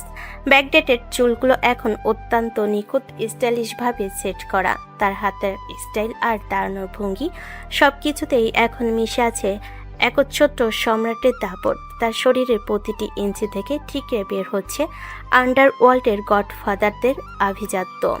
বস, সেন্ট্রাল ল্যাবের লকার নম্বর 4-এর সেই ক্ষতিকারক কেমিক্যাল স্যাম্পলগুলো সম্পূর্ণ ধ্বংস করা হয়েছে এবং আন্তর্জাতিক চক্রের প্রতিটি নেটওয়ার্ক এখন আমাদের নিয়ন্ত্রণে। আপনার এই ক্যাম্পাসের মিশন আজ অফিসিয়ালি 100% সাকসেসফুল। গুড জব রুদ্র। এই রাজশাহী বিশ্ববিদ্যালয়ের মাটিকে অপরাধ মুক্ত করাই আমার মেইন টার্গেট ছিল। এবার আমাদের আসল পরিচয়টা এই বোকা সমাজকে বুঝিয়ে দেওয়ার সময় এসেছে। ইমন ধীর ও স্থির পায়ে মিডিয়ার ক্যামেরা ও হাজারো শিক্ষার্থীর ভিড় ঠেলে ডায়াসের দিকে এগিয়ে গেল। তাকে এক পলক দেখার জন্য হাজার গাছের ডালে, লাইব্রেরির ছাদে আর করিডোরের জানালায় ঝুলে পড়েছে স্যাম আর রিফাতকে যখন পুলিশ ভ্যানে করে নিয়ে যাওয়া হচ্ছিল, তারা জানালার কাছ দিয়ে ইমনের এই রূপ দেখে নিজেদের চোখকে বিশ্বাস করতে পারছিল না। তারা ভয়ে আর অপমানে মুখ নিচু করে রইল। ইমন ডায়াসের সামনে এসে দাঁড়ালো। সে তার সানগ্লাসটা অত্যন্ত স্টাইলিশভাবে খুলে ব্লেজারে পকেটে রাখলো। মাইক্রোফোনটা হাতে নিয়ে সে যখন কথা বলা শুরু করলো, তখন তার কণ্ঠ শুনে সেই তোতলামি বা কাপা কাপা গ্রামীণ টোনের বিন্দুমাত্র কোনো অস্তিত্ব ছিল না। তার গলার আওয়াজ এখন অত্যন্ত গম্ভীর, রাজকীয় এবং সেই চিরচেনা মাদকতাময় আর যে টোনে পুরো ক্যাম্পাসে প্রতিধ্বনিত হতে লাগলো। রাজশাহী বিশ্ববিদ্যালয়ের সম্মানিত শিক্ষক এবং আমার সহপাঠী বন্ধুরা, আমি জানি আজ আপনারা সবাই অত্যন্ত বিস্মিত যে ছেলেটাকে আপনারা এতদিন এই করিডোরে ধাক্কা মেরেছেন, যাকে আনকালচার্ড আর খ্যাত বলে ক্লাসের পেছনের বেঞ্চে বসিয়ে রেখেছেন। আজ তার এই রূপ আপনারা মেনে নিতে পারছেন না, কিন্তু মনে রাখবেন, পোশাক আর বাহ্যিক অবয়ব কখনো একজন মানুষের আসল ক্ষমতার পরিচয় দিতে পারে না। আমি এই ক্যাম্পাসে বিএসসি এগ্রিকালচারের স্টুডেন্ট হয়ে এসেছিলাম একটা বিশেষ মিশন নিয়ে। ডক্টর রাশেদ করিম আর আবিরদের মতো যারা শিক্ষার আড়ালে এই পবিত্র ক্যাম্পাসকে আন্তর্জাতিক অপরাধের আখড়া বানিয়েছিল, তাদের শিকড় উপড়ে ফেলেছিল আমার উদ্দেশ্য। আজ আমার সেই মিশন সফল। ইমনের প্রতিটি কথা তীরের মতো সবার বুকে গিয়ে বিঁধছিল। যারা তাকে কোনোদিন বিন্দুমাত্র সম্মান দেয়নি, তারা আজ লজ্জায় মাথা নিচু করে দাঁড়িয়ে আছে। তানহা ভিড়ের এক কোণায় দাঁড়িয়ে নীরবে কাঁদছিল আর ভাবছিল সে কত বড় একটা হিরে হারিয়েছে শুধু অহংকারের অন্ধত্বে। ইমন তার স্পিচ শেষ করে চশমাটা আর চোখে পড়ল না। সে মাইক্রোফোনটা রেখে রুদ্রর দিকে তাকালো। রুদ্র, গাড়ি স্টার্ট করো। এই ক্যাম্পাসে ইমনের অধ্যায় আজ এখানেই শেষ। তবে আর যে মাফিয়া কিং সবসময় এই বিশ্ববিদ্যালয়ের ওপর নজর রাখবে। যদি কোনোদিন আবার কেউ এখানে অন্যায় করার সাহস দেখায়, তবে আর যে তার সাম্রাজ্য ধ্বংস করতে এক সেকেন্ডও সময় নেবে না। ইমন আবারও তার সেই রাজকীয় ভঙ্গিতে হেঁটে গিয়ে গাড়ির পেছনে চিটে বসল। বডিগার্ডরা দরজা বন্ধ করে দেওয়ার সাথে সাথে গাড়িগুলো তীব্র গতিতে ক্যাম্পাস ছেড়ে নাটোর রোডের দিকে চলে গেল। কিন্তু পুরো রাজশাহী বিশ্ববিদ্যালয় ক্যাম্পাসের বাতাসে তখনও প্রতিধ্বনিত হচ্ছিল আর যে মাফিয়া কিংয়ের সেই গম্ভীর ও মাদকতাময় কণ্ঠস্বর। চোখের পলকে একটা সাধারণ খ্যাত ছেলে পুরো ক্যাম্পাসের ইতিহাসের সবচেয়ে বড় এবং রহস্যময় কিংবদন্তিতে পরিণত হয়ে গেল। বিলাসবহুল কালো গাড়িগুলোর বহর যখন রাজশাহী বিশ্ববিদ্যালয়ের মেন গেট পেরিয়ে নাটোর রোডের ফ্লাইওভারের দিকে উঠছিল, তখনও পুরো ক্যাম্পাস জুড়ে ইমনের নাম নিয়ে তুমুল শোরগোল চলছে। কিন্তু এই রাজকীয় বিদায়ের আবহ মুহূর্তের মধ্যে এক ভয়ঙ্কর নরকে পরিণত হবে তা কেউ কল্পনা করতে পারেনি। গাড়িগুলো ফ্লাইওভারের ঠিক মাঝ বরাবর নির্জন অংশে পৌঁছাতে আচমকা এক বিকট শব্দে চারপাশে কেঁপে উঠল। ইমনের কনভয়ের ঠিক সামনে থাকা বডিগার্ডদের প্রথম গাড়িটিকে লক্ষ্য করে দূর থেকে একটি অ্যান্টি ট্যাঙ্ক মিসাইল ছোড়া হয়েছে। তীব্র বিস্ফোরণে প্রথম গাড়িটি উল্টে গিয়ে দাউ দাউ করে আগুন জ্বলতে শুরু করলো। ঠিক তখনই চারপাশের অন্ধকার কোণ থেকে লাইট বন্ধ করে 4টে স্পিড বাইক এবং 2টো ভারী সাজোয়া যান এসে ইমনের মূল গাড়িটিকে চারিদিক থেকে ব্লক করে ফেল। গাড়িগুলোর ভেতর থেকে নেমে এলো সম্পূর্ণ অত্যাধুনিক ট্যাকটিক্যাল গিয়ার এবং নাইট ভিশন গগলস পরা অত্যন্ত 20 জন পেশাদার কিলার। তাদের কারো গায়ে কোনো চেনা গ্যাংয়ের লোগো নেই। অস্ত্রগুলো সম্পূর্ণ আনমার্কড। আন্ডারওয়ার্ল্ডের কোনো সাধারণ মাফিয়া আর যে মাফিয়া কিংয়ের ওপর এভাবে ভর দুপুরে মেন রোডের ওপর মিলিটারি গ্রেড অপারেশন চালানোর সাহস পাবে না তা প্রথম দেখাতেই স্পষ্ট। এই হামলা যেমন আশঙ্কিক, তেমনি এর নিখুঁত প্ল্যানিং দেখে বোঝা যাচ্ছিল এরা আর্যের আসল পরিচয় প্রকাশের মুহূর্তের জন্যই ওত পেতে বসেছিল। বস, এটা লোকাল কোনো গ্যাংস্টার নয়, এটা ইন্টারন্যাশনাল হিট স্কোয়াড। আমাদের ডিফেন্স লাইনের ফার্স্ট লেয়ার অলরেডি কোল্যাপস করেছে। আপনি গাড়ির ভেতরেই থাকুন, আমি আর বাকি ছেলেরা এদের হোল্ড ব্যাক করার চেষ্টা করছি। রুদ্র, তুমি এখনো পরিস্থিতি বুঝতে পারোনি। এরা ডক্টর রাশেদ বা কোবরার লোক নয়। আমার আসল পরিচয় সবার সামনেই আসতেই আন্ডারওয়ার্ল্ডের গ্লোবাল সিন্ডিকেটের ভেতরের কোনো বড় কোনো রুলার ঘাবড়ে গেছে। তারা জানে আর যে বেঁচে থাকলে তাদের পুরো গ্লোবাল চেইন ধ্বংস হয়ে যাবে। তাই আজ তারা আমাকে শেষ করতে তাদের বেস্ট কিলারদের পাঠিয়েছে। কিন্তু তারা একটা বড় ভুল করে ফেলেছে। তারা বাঘকে খাঁচার বাইরে এসে আক্রমণ করেছে। তোমরা ব্যাকআপ নাও, আজ এদের আমি নিজে হ্যান্ডেল করব।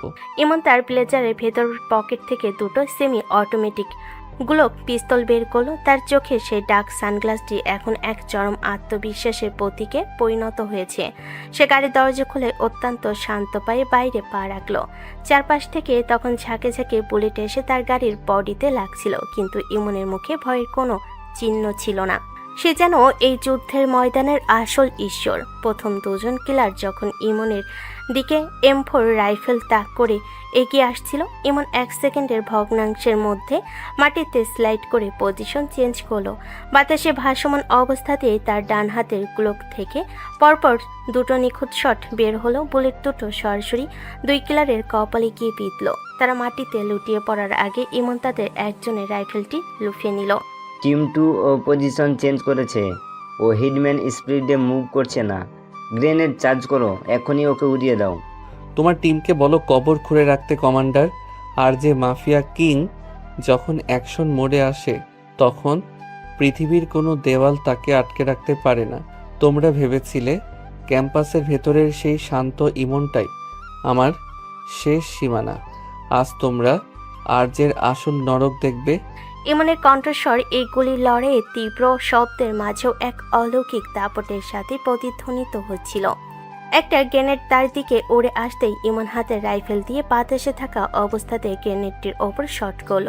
মাঝ আকাশে গ্রেনেডটি বিস্ফোরিত হয়ে 3 জন কিলারের ওপর গিয়ে পড়ল। চারিদিকে ধোঁয়ার কুয়াশাকে কাজে লাগিয়ে ইমন আবার সেই ভয়ঙ্কর ক্লোজ কোয়ার্টার কমব্যাট মোডে চলে গেল। সে রাইফেলের খালি ম্যাগাজিনটি এক ঝটকায় খুলে ফেলে ওটাকে একটা ধারালো অস্ত্রের মতো ব্যবহার করে সামনে থাকা এক কিলারের গলায় গেঁথে দিল। পরের মুহূর্তে সে অন্য এক কিলারের হাত মুছে তার নিজের রাইফেলের ট্রিগার চেপে বাকি 2 শুটারকে ঝাঁঝা করে দিল। ইমনের প্রতিটি মুভমেন্ট ছিল যেন এক মরণঘাতী নাচের মতো নিখুঁত, এক ছন্দময়। কিলাররা আধুনিক নাইট ভিশন গগলস পরেও ইমনের গতির সাথে তাল মেলাতে পারছিল না। সে ধোয়ার ভেতর থেকে হঠাৎ হঠাৎ বের হয়ে আসছিল আর একটি প্রাণ কেড়ে নিচ্ছিল। মাত্র 5 মিনিটের এই একক তাণ্ডবে ফ্লাইওভারের পিচ ঢালা রাস্তা কিলারদের রক্তে লাল হয়ে উঠল। 20 জন টপ ক্লাস ইন্টারন্যাশনাল কিলার এখন মাটিতে নিতর হয়ে পড়ে আছে। শুধু তাদের লিডার অর্থাৎ সেই কমান্ডার তখনও কোনো রকমে পায়ে ভর দিয়ে দাঁড়িয়ে নিজের শেষ পিস্তলটি ইমনের দিকে তাক করার চেষ্টা করছিল, কিন্তু ইমন এক অলৌকিক গতিতে তার সামনে এসে এক লাথিতে তার হাত থেকে পিস্তলটি উড়িয়ে দিল। তারপর তার কলারটা ধরে এক ঝটকায় ফ্লাইওভারের রেলিংয়ের ওপর চেপে ধরল। নিচে তখন পদ্মা নদীর তীব্র স্রোত বয়ে যাচ্ছে। আমাকে মেরো না আর যে, আমি শুধু অর্ডার ফলো করছিলাম। আমাদের গ্লোবাল হেডকোয়ার্টার থেকে নির্দেশ ছিল তোমার পরিচয় প্রকাশ পাওয়া মাত্রই যেন তোমাকে দুনিয়া থেকে সরিয়ে দেওয়া হয়। আমার গ্লোবাল হেডকোয়ার্টারকে আমার এই বার্তাটা পৌঁছে দিও কমান্ডার, যে আর যে মাফিয়া কিংকে মারার মতো বুলেট এখনো কোনো ফ্যাক্টরিতে তৈরি হয়নি। আমি কে তা জানার চেষ্টা যারা করেছে তারা সবাই আজ মাটির নিচে ঘুমাচ্ছে। এই মিশন তো কেবল শুরু। যারা আমার উপর এই হামলার অর্ডার দিয়েছে তাদের পুরো বংশ আমি 1 সপ্তাহের মধ্যে পৃথিবী থেকে মুছে দেব। এবার নিচে গিয়ে তোমার বাকি টিমের জন্য অপেক্ষা করো। এমন এক নিষ্ঠুর ধাক্কায় কমান্ডারকে ফ্লাইওভারের রেলিংয়ের ওপর থেকে নিচে নদীর তীব্র স্রোতে ছুঁড়ে ফেলে দিল। চারপাশের পরিবেশ আবার শান্ত হয়ে এলো। শুধু জ্বলতে থাকা গাড়িগুলো আগুনের চটচট শব্দ ছাড়া আর কোনো আওয়াজ ছিল না। রুদ্র আর বাকি গার্ডরা ইমনের এই অবিশ্বাস্য সাহসিকতা আর খালি হাতে এক পুরো আর্মি ধ্বংস করার দৃশ্য দেখে সম্পূর্ণ স্তব্ধ হয়ে দাঁড়িয়ে রইল। তারা জানতো বস শক্তিশালী, কিন্তু আজ তারা সশরীরে দেখল কেন আন্ডারওয়ার্ল্ডের প্রতিটা ডন আর যে নাম শুনলে ভয়ে কাঁপতে থাকে। ইমন তার সাদা সাতের হাতা থেকে শত্রুর রক্তের দাগ একটা রুমাল দিয়ে মুছে নিল। সে তার ডার্ক সানগ্লাসটা আবার চোখের উপর ঠিকঠাকভাবে সেট করে গাড়ির দিকে হেঁটে গেল। ফ্লাইওভারের এই রক্তক্ষয়ী যুদ্ধ আর ইমনের এই ভয়ঙ্কর রূপ প্রমাণ করে দিল যে তার আসল পরিচয় শুধু অ্যাকশন আর ক্ষমতার এক নতুন যুগের সূচনা করেছে, যার সামনে দাঁড়ানোর সাহস পৃথিবীর কোনো শক্তির নেই। রুদ্র, এই কিলারদের ব্যাকগ্রাউন্ডের আইপি অ্যাড্রেসগুলো এখনই ট্র্যাক করো। আজ রাতের মধ্যেই আমি জানতে চাই এই হামলার পেছনে আন্তর্জাতিক কোনো গডফাদার বসে আছে। আমাদের পরবর্তী গন্তব্য এখন আর রাজশাহী নয়, এবার পুরো আন্ডারওয়ার্ল্ডের মূল সিংহাসনটা দখল করার সময় এসেছে। গাড়ি স্টার্ট করো। ইমনের রয়্যাল ব্লু ভিলেজারের কোনায় তখনও আগুনের শিখার আলো প্রতিফলিত হচ্ছিল। সে গাড়ির পিছনে ছিটে গিয়ে বসার সাথে সাথে গাড়িগুলো তীব্র গতিতে সেই ধ্বংসস্তূপ পেরিয়ে সামনের দিকে ছুটে চলে গেল। ফ্লাইওভারের বুকে পড়ে রইল শুধু এক ঝাঁক পেশাদার ক্লারের লাশ। নাটোর রোডে সেই ফ্লাইওভারের উপর জ্বলতে থাকা সাজোয়া যান আর ক্লারদের লাশের স্তূপ পেছনে ফেলে ইমনের কনভয় যখন নাটোর পাবনা হাইওয়ে ধরে তীব্র গতিতে ছুটে চলছিল, তখন গাড়ির ভেতরে পরিবেশ ছিল সম্পূর্ণ থমথমে। জানালার বাইরে অন্ধকার দ্রুত ঘনীভূত হচ্ছে, আর সেই অন্ধকারের সাথে পাল্লা দিয়ে ইমনের ভেতরের আর যে মাফিয়া কিং সত্তাটি আরও বেশি ক্রূর ও ভয়ঙ্কর হয়ে উঠছিল। রয়্যাল ব্লু ভিলেজারের হাতা কিছুটা গুটিয়ে সে তার গোল্ড আইড স্যাটেলাইট ল্যাপটপটির দিকে তাকিয়েছিল। স্ক্রিনে শত শত encrypted data file, IP address আর গ্লোবাল ফাইন্যান্সিয়াল ট্রানজ্যাকশনের কোড ক্রমাগত ওঠানামা করছে। রুদ্র পাশে বসে অত্যন্ত দ্রুততার সাথে একটি গ্লোবাল সার্ভার হ্যাক করার চেষ্টা করছিল। বস, ফ্লাইওভারে সেই কিলারদের কমান্ডার যে সিগন্যাল কোড ব্যবহার করছিল তা আমি সম্পূর্ণ ডিক্রিপ্ট করতে পেরেছি। এই হামলার অর্ডার কোনো লোকাল মাফিয়া ডন বা বর্ডারের চোরা কারবারির কাছ থেকে আসেনি। এর আইপি লোকেশন ট্রেস হচ্ছে সরাসরি সুইজারল্যান্ডের জেনেভার আর রাশিয়া সেন্ট পিটার্সবার্গের একটা গোপন আন্ডারগ্রাউন্ড ব্যাংকিং চ্যানেলে। আন্ডারওয়ার্ল্ডের গ্লোবাল ট্রাস্টের প্রধান, যাকে সবাই দ্য শ্যাডো কিং নামে চেনে, এই হামলাটা তার ডিরেক্ট নির্দেশে হয়েছে। আপনি রাজশাহী বিশ্ববিদ্যালয়ের লকার নাম্বার 4-এর যে কেমিক্যাল স্যাম্পলটা রিকভার করেছেন, ওটার আসল বায়ার ছিল খোদ এই shadow king. The shadow king? সে ভেবেছে সুইজারল্যান্ডের কোনো সুরক্ষিত বাংকারে বসে সে চাল চালবে আর বাংলাদেশ বেল্টে তার ঘুটিরা মার খাবে, অথচ তার গায়ে আঁচড় লাগবে না। সে খুব বড় ভুল করেছে রুদ্র। সে এখনো জানে না যে আর যে মাফিয়া কিং শুধু রেডিও ফ্রিকোয়েন্সিতেই কথা বলে না। যখন সে সশরীরে মাঠে নামে তখন গ্লোবাল সিন্ডিকেটের মানচিত্র বদলে যায়। লকার নাম্বার 4-এর যে ব্লু প্রিন্ট স্যাম্পলটা আমার কাছে আছে, ওটার আসল কোডটা আমি অলরেডি চেঞ্জ করে দিয়েছি। রাশেদ, করিম আর আবির তো শুধু একটা মুখোশ ছিল। আসল খেলাটা এবার গ্লোবাল লেভেলে হবে। কিন্তু বস, শ্যাডো কিং অলরেডি জানতে পেরেছে যে তার পাঠানো হিট স্কোয়াড ধ্বংস হয়ে গেছে। সে এখন ব্যাকআপ প্ল্যান হিসেবে আমাদের এই কনভয়ের রুট ট্র্যাক করার জন্য ঈশ্বরদী আর কুষ্টিয়া বর্ডার বেল্টের সমস্ত লোকাল গ্যাংকে অ্যালার্ট করে দিয়েছে।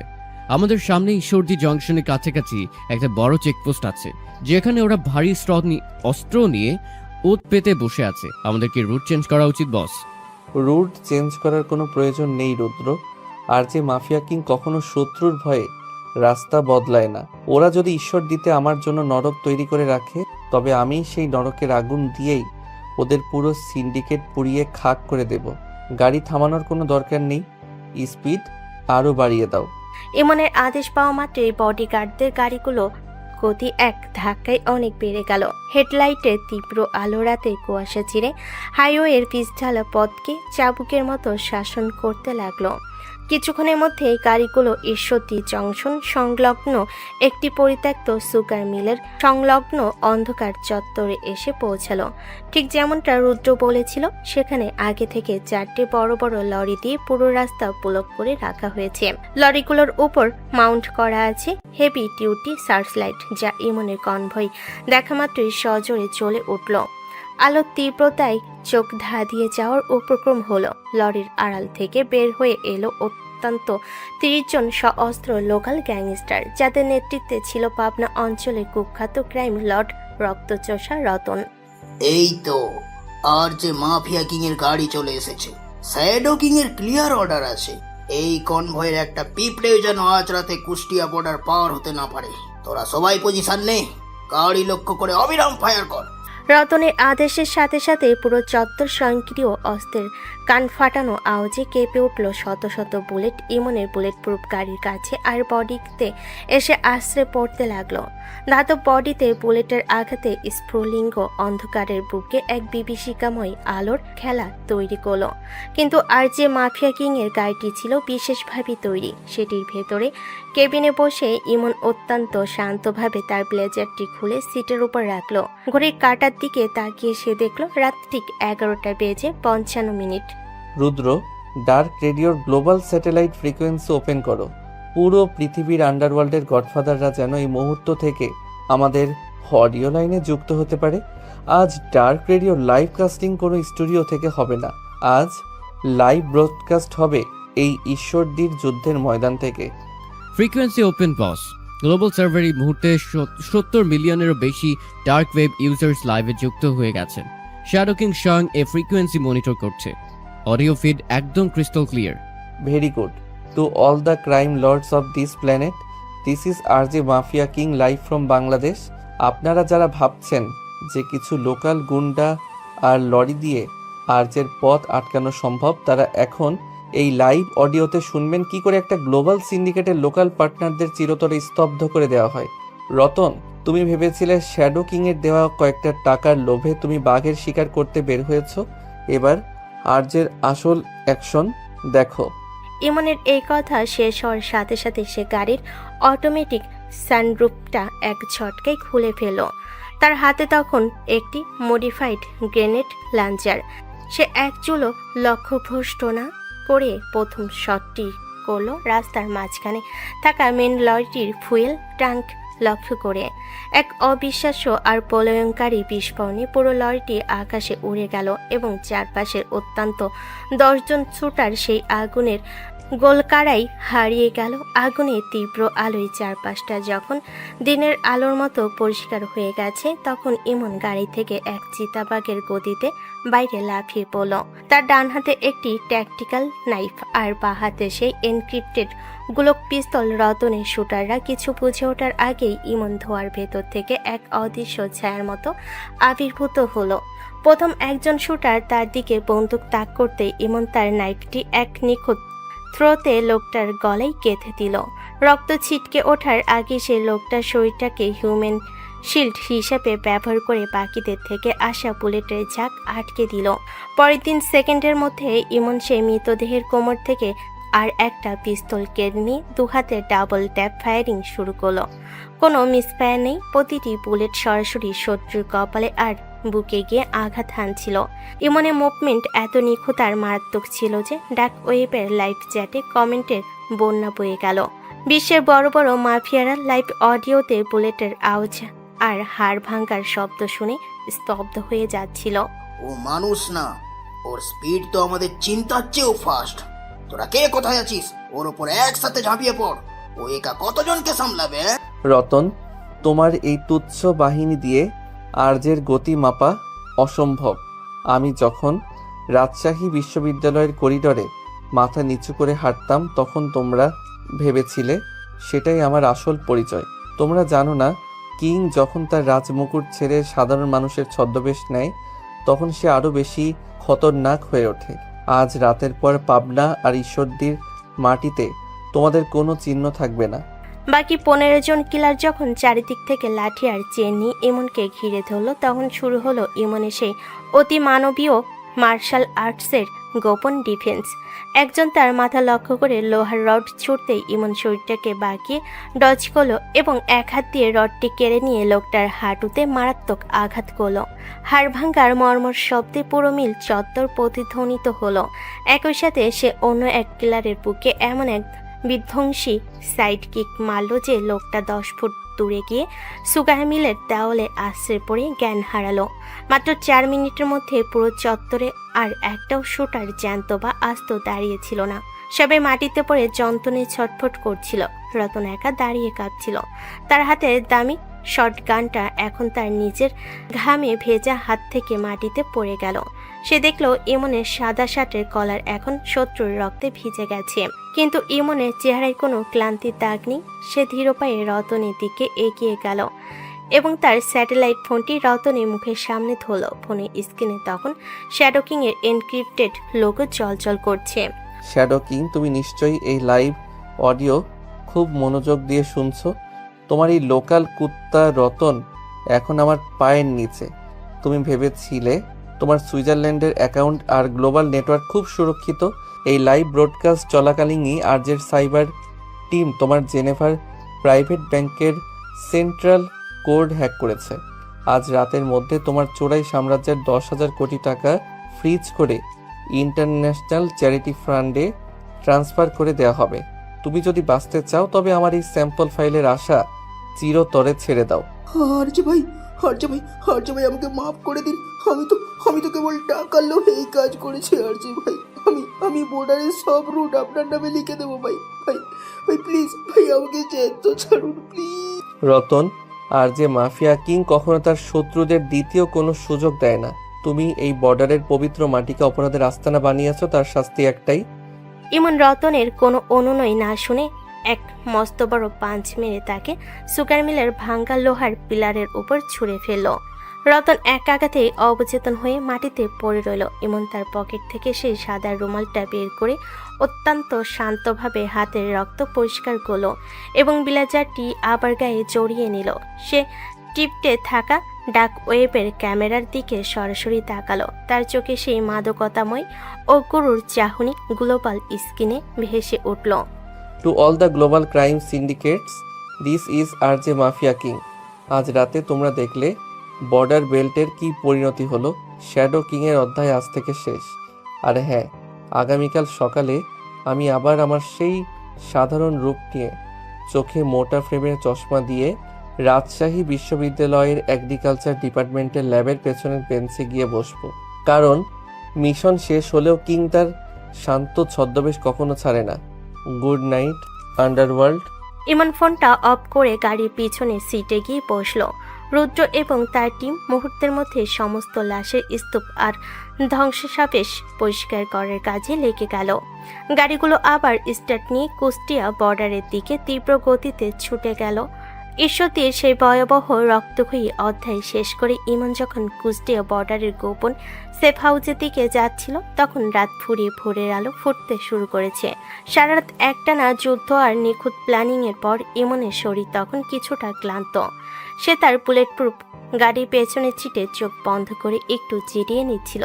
কিন্তু আন্ডারওয়ার্ল্ডের হিসাব নিকাশ কখনো এত সহজে শেষ হয় না। শ্যাডো কিং এর পতন হলো, তার গ্লোবাল সিন্ডিকেটের কিছু বিশ্বস্ত কিলার তখনও হাল ছাড়েনি। কুষ্টিয়া পাবনা হাইওয়ের এক নির্জন বাঁকে, যেখানে কুয়াশা সবচেয়ে ঘন ছিল, সেখানে ওত পেতে বসেছিল একটি ভারী ডাম্প ট্রাক। গাড়িটি সেই অন্ধ বাঁক পার হওয়ার মুহূর্তেই হেডলাইট বন্ধ থাকা ট্রাকটি তীব্র গতিতে এসে ইমনের গাড়ির ডান পাশে সজোরে ধাক্কা মারল। ধাক্কাটা এতই আশঙ্কিক আর মারাত্মক ছিল যে বুলেট প্রুফ গাড়ি হওয়া সত্ত্বেও ইমনের গাড়িটি হাইওয়ে থেকে ছিটকে পড়ে 3টা ডিগবাজি খেয়ে রাস্তার পাশের এক গভীর খাদে গিয়ে আশ্রে পড়ল। গাড়ির এয়ার ব্যাগগুলো সময় মতো খুললেও তীব্র ঝাঁকুনি আর মাথায় লাগা প্রচণ্ড আঘাতে ইমন এক মুহূর্তের মধ্যে অবচেতন হয়ে গেল। কিলাররা দূর থেকে গাড়িটির এই ধ্বংসাত্মক অবস্থা দেখে ভাবলো আর যে মাফিয়া কিং এবার চিরতরে শেষ। তাই তারা দ্রুত ট্রাক নিয়ে সেখান থেকে চম্পট দিল। ঠিক সেই ভোরের কুয়াশা ছিঁড়ে ওই রাস্তা দিয়ে হেঁটে যাচ্ছিল তুলি নামের এক সাধারণ, শান্ত ও দয়াময়ী মেয়ে। সে কুষ্টিয়া শহরের এক লোকাল কলেজে পড়াশোনা করে। প্রতিদিনের মতো সেদিনও সে ভোরের বাতাসে হাঁটতে বের হয়েছিল। হঠাৎ খাদের নিচে ধোঁয়া উঠতে দেখে এবং একটা দমে মুছে যাওয়া দামি গাড়ি পড়ে থাকতে দেখে তুলি আর স্থির থাকতে পারল না। সে সাহসের উপর ভর করে খাদের নিচে নেমে এলো এবং জানালার কাঁচ ভেঙে ভেতরে রক্তাক্ত অবস্থায় অবচেতন হয়ে পড়ে থাকা ইমনকে দেখতে পেল। ইমনের পরনে সেই দামি ব্লেজার তখন রক্তে ভিজে গেছে, চোখে সেই চশমাটাও নেই। তুলি অত্যন্ত কষ্ট করে ইমনকে গাড়ি থেকে টেনে বের করলো এবং মেন রোডে এনে একটা লোকাল সিএনজি ডেকে সরাসরি কুষ্টিয়া সদর হাসপাতালে নিয়ে গেল। ডাক্তারবাবু প্লিজ এই লোকটাকে বাঁচান। রাস্তার পাশে ওনার গাড়িটা অ্যাক্সিডেন্ট করেছিল, প্রচুর রক্তক্ষরণ হচ্ছে। ওনার চিকিৎসার সব খরচ আমি দিচ্ছি, আপনি ওনাকে দ্রুত ওটিতে নিয়ে যান। তুলির এই মানবিকতা আর দিনরাত হাসপাতালে করিডোরে বসে থাকার ফলস্বরূপ ইমন 3 দিন পর অবশেষে চোখ মেলল। তবে ততক্ষণে ইমনের বিশ্বস্ত সাইবার টিম আর রুদ্র এই হাসপাতালের চারপাশে গোপন কর্ডন করে ফেলেছে। ইমন যখন কেবিনে চোখ খুলল, সে দেখল তার বেডের পাশে একটা সাধারণ মেয়ে ক্লান্ত চোখে বসে আছে। তুলি জানতো না এই ছেলেটাকে, সে শুধু ভেবেছিল কোনো এক বড়লোকের ছেলে অ্যাক্সিডেন্ট করেছে। ইমন সুস্থ হয়ে ওঠার পর তুলির প্রতি এক অন্যরকম কৃতজ্ঞতা ও টান অনুভব করল, যা সে তার মাফিয়া জীবনে কোনোদিন ফিল করেনি। হাসপাতাল থেকে ডিসচার্জ হওয়ার পর ইমন আবার সেই সাধারণ ক্ষেত রূপ ধারণ করল। চোখে সেই পুরনো মোটা ফ্রেমের চশমা, কাঁধে সুতি ব্যাগ আর বিনীত চাল চলন। সে মাঝে মাঝে কুষ্টিয়া শহরের গড়ে নদীর পাড়ে তুলির সাথে দেখা করতে যেত। তুলি শুধু জানতো ইমনের নাম ইমন। সে রাজশাহী বিশ্ববিদ্যালয়ের একজন সাধারণ অভাবী ছাত্র। ইমনের এই অতি সাধারণ আর ভদ্র আচরণ তুলিকে মুগ্ধ করল। আস্তে আস্তে তাদের এই দেখা হওয়া এক গভীর বন্ধুত্বের রূপ নিল, যা সময়ের সাথে সাথে দুপক্ষের অজান্তেই এক পবিত্র ভালোবাসার সম্পর্কে মন নিল। ইমন নিজের আন্ডারওয়ার্ল্ডের সমস্ত নিষ্ঠুরতা ভুলে তুলির হাসির মাঝে এক টুকরো শান্তি খুঁজে পেয়েছিল। সে তুলিকে নিজের প্রাণের চেয়েও বেশি ভালোবেসে ফেলল। কিন্তু ভাগ্যের পরিহাস বড়ই নিষ্ঠুর। একদিন বিকেলে গড়াই নদীর পাড়ে তুলি আর ইমন যখন বসে গল্প করছিল, তখন ইমনের পকেটে থাকা সেই বিশেষ স্যাটেলাইট ডিভাইসটি হঠাৎ ভাইব্রেট করে উঠল। ইমন তখন ওয়াশরুমে যাওয়ার জন্য ফোনটা বেঞ্চের উপর রেখে গিয়েছিল। ঠিক তখনই ফোনে স্ক্রিনে ডাক ওয়েবের রেড অ্যালার্ট মেসেজে পপ আপ হলো, যেখানে ইমনের সেই রয়্যাল ব্লু ব্লেজার পরা, চোখে ডার্ক সানগ্লাসওয়ালা আর যে মাফিয়া কিং প্রোফাইল পিকচারটি জলজল করছিল। মেসেজে লেখা ছিল, বস, গ্লোবাল সিন্ডিকেট সিল করা হয়েছে, আপনার আদেশের অপেক্ষায় আরজে স্কোয়াড। তুলি কৌতূহলবশত ফোনটা হাতে নিতে স্ক্রিনের সেই ছবি আর মেসেজটি দেখে তার পায়ের তলার মাটি সরে গেল।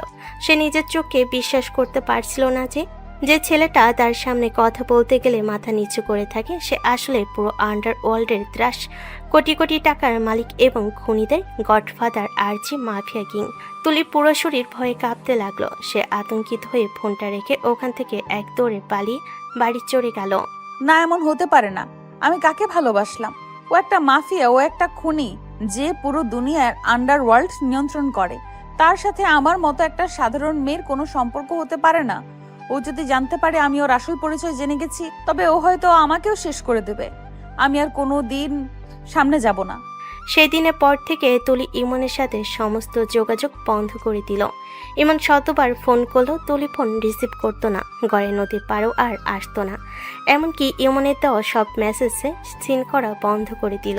তুলি শুধু নিজেকে আড়ালে রাখার চেষ্টা করতে লাগলো, কারণ সে বুঝতে পেরেছিল আর্যের ক্ষমতা কতটা ভয়ঙ্কর। এদিকে তুলির এই আংশিক নিখোঁজ হয়ে যাওয়া এবং দেখা না করা ইমনের ভেতরে মাফিয়া কিংকে সম্পূর্ণ পাগল করে তুলল। যে ছেলেটা পুরো পৃথিবীর আন্ডারওয়ার্ল্ডের বড় বড় দ্বন্দ্বের এক ইশারায় নাচাতো, সে আজ একটা সাধারণ মেয়ের ভালোবাসার বিরহে ছটফট করছে। ইমন ভীষণ চিন্তিত ও দিশেহারা হয়ে পড়ল। সে কিছুতেই মেলাতে পারছিল না যে কেন তুলি হঠাৎ তার থেকে দূরে সরে যাচ্ছে। তুলির জন্য তার বুকে যে গভীর ভালোবাসার জন্ম হয়েছে, তা তাকে এক মুহূর্তের জন্য শান্তিতে থাকতে দিচ্ছিল না।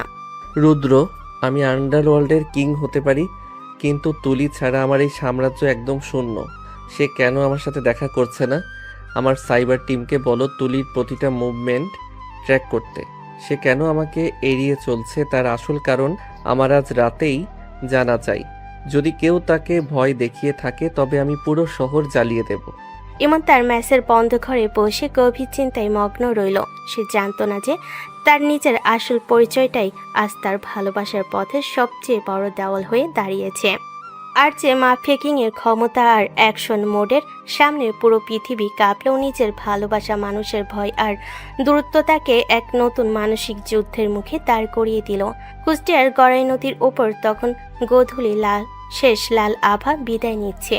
নদীর ঠান্ডা বাতাস আর কাশফুলের দোলাও আজ তুলির মনের ভেতরে আতঙ্ককে শান্ত করতে পারছিল না। গত কয়েকটা দিন সে যেন এক জীবন্ত নরকের মধ্যে কাটিয়েছে। ঠিক তখনই তার পেছনে বাতাসের তাপমাত্রা যেন এক ধাক্কায় হঠাৎ কমে গেল। একজোড়া ভারী বুটের পরিচিত সুনির্দিষ্ট শব্দ ঘাসের উপর প্রতিধ্বনিত হলো। তুলি চমকে উঠে পেছনে তাকাতে দেখল কুয়াশা আর অন্ধকারের চাদর ছিঁড়ে তার সামনে এসে দাঁড়িয়েছে ইমন। আজ ইমনের চোখে সে চেনা মোটা ফ্রেমে চশমা নেই, পরনে কোনো মলিন শার্টও নেই। সে আজ এসেছে তার আসল রূপে, পরনে ব্ল্যাক ফিটিং জ্যাকেট, চোখে সেই গম্ভীর রাজকীয় চাণক্য চাক্ষুষতা, কিন্তু তার চোখে সেই চিরাচরিত বরফশীতল মাফিয়ার চাহনি তুলিকে দেখা মাত্রই এক পরম আকুলতা আর ভালোবাসার সাগরে পরিণত হলো। তুলি ভয়ে দুপা পিছিয়ে গেল, তার পুরো শরীর কাঁপছিল। তুমি এখানে কেন এসেছো? প্লিজ আমার থেকে দূরে থাকো। আমি তোমার আসল পরিচয় জেনে গেছি। তুমি কোনো সাধারণ ছাত্র নও, তুমি আন্ডারওয়ার্ল্ডের সেই ভয়ঙ্কর গডফাদার আর যে মাফিয়া কিং। তোমার দুনিয়া আলাদা, তোমার হাত রক্তে রাঙানো। আমার মতো একটা সাধারণ মেয়েকে দয়া করে তুমি এই পাপের দুনিয়ায় টেনো না। আমাকে আমার মতো বাঁচতে দাও। তুলি, তুমি আমার পরিচয় জেনেছো ঠিকই, কিন্তু আমার ভেতরের মানুষটাকে এখনো চিনতে পারোনি। হ্যাঁ, আমি আন্ডারওয়ার্ল্ডের কিং। পুরো পৃথিবীর বড় বড় ক্রাইম লর্ডরা আমার এক ইশারায় কাঁপে, কিন্তু সেই আর যে মাফিয়া কিং খাদের মধ্যে মরে পড়ে থাকতো যদি না তুলি নামের একটা সাধারণ মেয়ে নিজের জীবনের ঝুঁকি নিয়ে তাকে বাঁচাতো। তুমি আমার শুধু জীবন বাঁচাওনি তুলি, তুমি আমার ভেতরের মরে যাওয়া মানুষটাকে নতুন করে বাঁচতে শিখিয়েছো। তোমার ওই সরল হাসির সামনে আমার কোটি কোটি টাকার সাম্রাজ্য আজ একেবারে তুচ্ছ। ইমনের কণ্ঠস্বরে আজ কোনো আদেশ ছিল না, ছিল এক চরম আকুতি ও ভালোবাসার আরতি। সে ধীর পায়ে তুলির দিকে এগিয়ে গেল এবং নিজের হাতের দুটো মরণঘাতী পিস্তল মাটিতে ফেলে দিল। তারপর সে পকেট থেকে তার সেই বিশেষ স্যাটেলাইট ডিভাইসটি বের করে তুলির সামনে ধরল। তুলি অবাক হয়ে দেখল স্ক্রিনে একটা ডিলিট প্রোগ্রেস বার চলছে। মাত্র কয়েক সেকেন্ডের মধ্যে পুরো গ্লোবাল ডাক ওয়েবের মেন সার্ভার থেকে আর যে মাফিয়া কিংয়ের নাম, ফাইল আর সমস্ত সাম্রাজ্যের ডাটা চিরকালের জন্য মুছে গেল। ইমনের নির্দেশে রুদ্র তার পুরো নেটওয়ার্ক ইন্টারন্যাশনাল অ্যান্টি ক্রাইম ফোর্সের কাছে হ্যান্ডওভার করে দিয়েছে। সে আন্ডারওয়ার্ল্ডের পরিচয় আমার ভালোবাসাকে আমার থেকে দূরে সরিয়ে দেয়। এই আন্ডারওয়ার্ল্ডের সিংহাসন আমার চাই না তুলি। আজ এই মুহূর্তে আর যে মাফিয়া কিং চিরকালের জন্য দুনিয়া থেকে ভ্যানিশ হয়ে গেল। এখন তোমার সামনে যে দাঁড়িয়ে আছে সে কেবলই তোমার সেই সাধারণ ইমন, সে যে রাজশাহী বিশ্ববিদ্যালয়ে এগ্রিকালচার নিয়ে পড়ে, যে দিনরাত কষ্ট করে নিজের মায়ের মুখে হাসি ফোটাতে চায়। আমি আমার অন্ধকার অতীতকে চিরতরে কবর দিয়ে এসেছি তুলি, শুধু তোমার হাতটা ধরে আলোর পথে হাঁটার জন্য। তুমি কি এই সাধারণ ইমনকে ক্ষমা করে আবার তোমার পাশে জায়গা দেবে না? তুলি ইমনের চোখের দিকে তাকালো। সেই চোখে কোনো ছলনা ছিল না, ছিল এক জেনুইন আত্মসমর্পণ আর অগাধ ভালোবাসা। যে মানুষটা পুরো পৃথিবীকে নিজের পায়ের নিচে রাখতে পারত, সে আজ শুধুমাত্র তুলির ভালোবাসার জন্য নিজের সমস্ত ক্ষমতা ও রাজত্ব এক সেকেন্ডে ত্যাগ করে দিয়েছে। তুলির চোখে সমস্ত ভয় মুহূর্তের মধ্যে গলে জল হয়ে চোখের কোণ দিয়ে গড়িয়ে পড়ল। সে আর নিজের আবেগ ধরে রাখতে পারল না। এক পা এগিয়ে এসে সে ইমনের হাত দুটো শক্ত করে ধরে বুকের সাথে চেপে ধরল। আমি ভয় পেয়ে গেছিলাম ইমন। আমি ভাবতেই পারিনি যে মানুষটাকে আমি এত সরল সহজ ভেবে ভালোবেসেছি, তার পেছনে এত বড় একটা অন্ধকার জগৎ লুকিয়ে আছে। কিন্তু আজ তুমি যেইভাবে নিজের সব কিছু আমার জন্য ছেড়ে দিলে, তারপর তোমাকে ভুল বোঝার কোনো অধিকার আমার নেই। আমি তোমার ওই মাফিয়া রূপটাকে নয়, আমি আমার এই সরল ইমনকেই ভালোবেসেছি আর সারা জীবন বেসে যাব। গড়ের নদীর পাড়ে তখন চাঁদের রূপালী আলো ছড়িয়ে পড়েছে। ইমন তুলির কপালে এক পরম ভরসার চুমু এঁকে দিল। আন্ডারওয়ার্ল্ডের সেই রাজকীয় অধ্যায়ের সমাপ্তি ঘটিয়ে রক্তের খেলা আর বন্দুকের গর্জনকে পেছনে ফেলে তারা দুজন নতুন এক সুন্দর ভোরের দিকে এগিয়ে গেল। ইমনে সেই ডাবল লাইফের রহস্যের অবসান ঘটল এক পবিত্র এবং সুন্দর ভালোবাসার হ্যাপি এন্ডিংয়ের মাধ্যমে।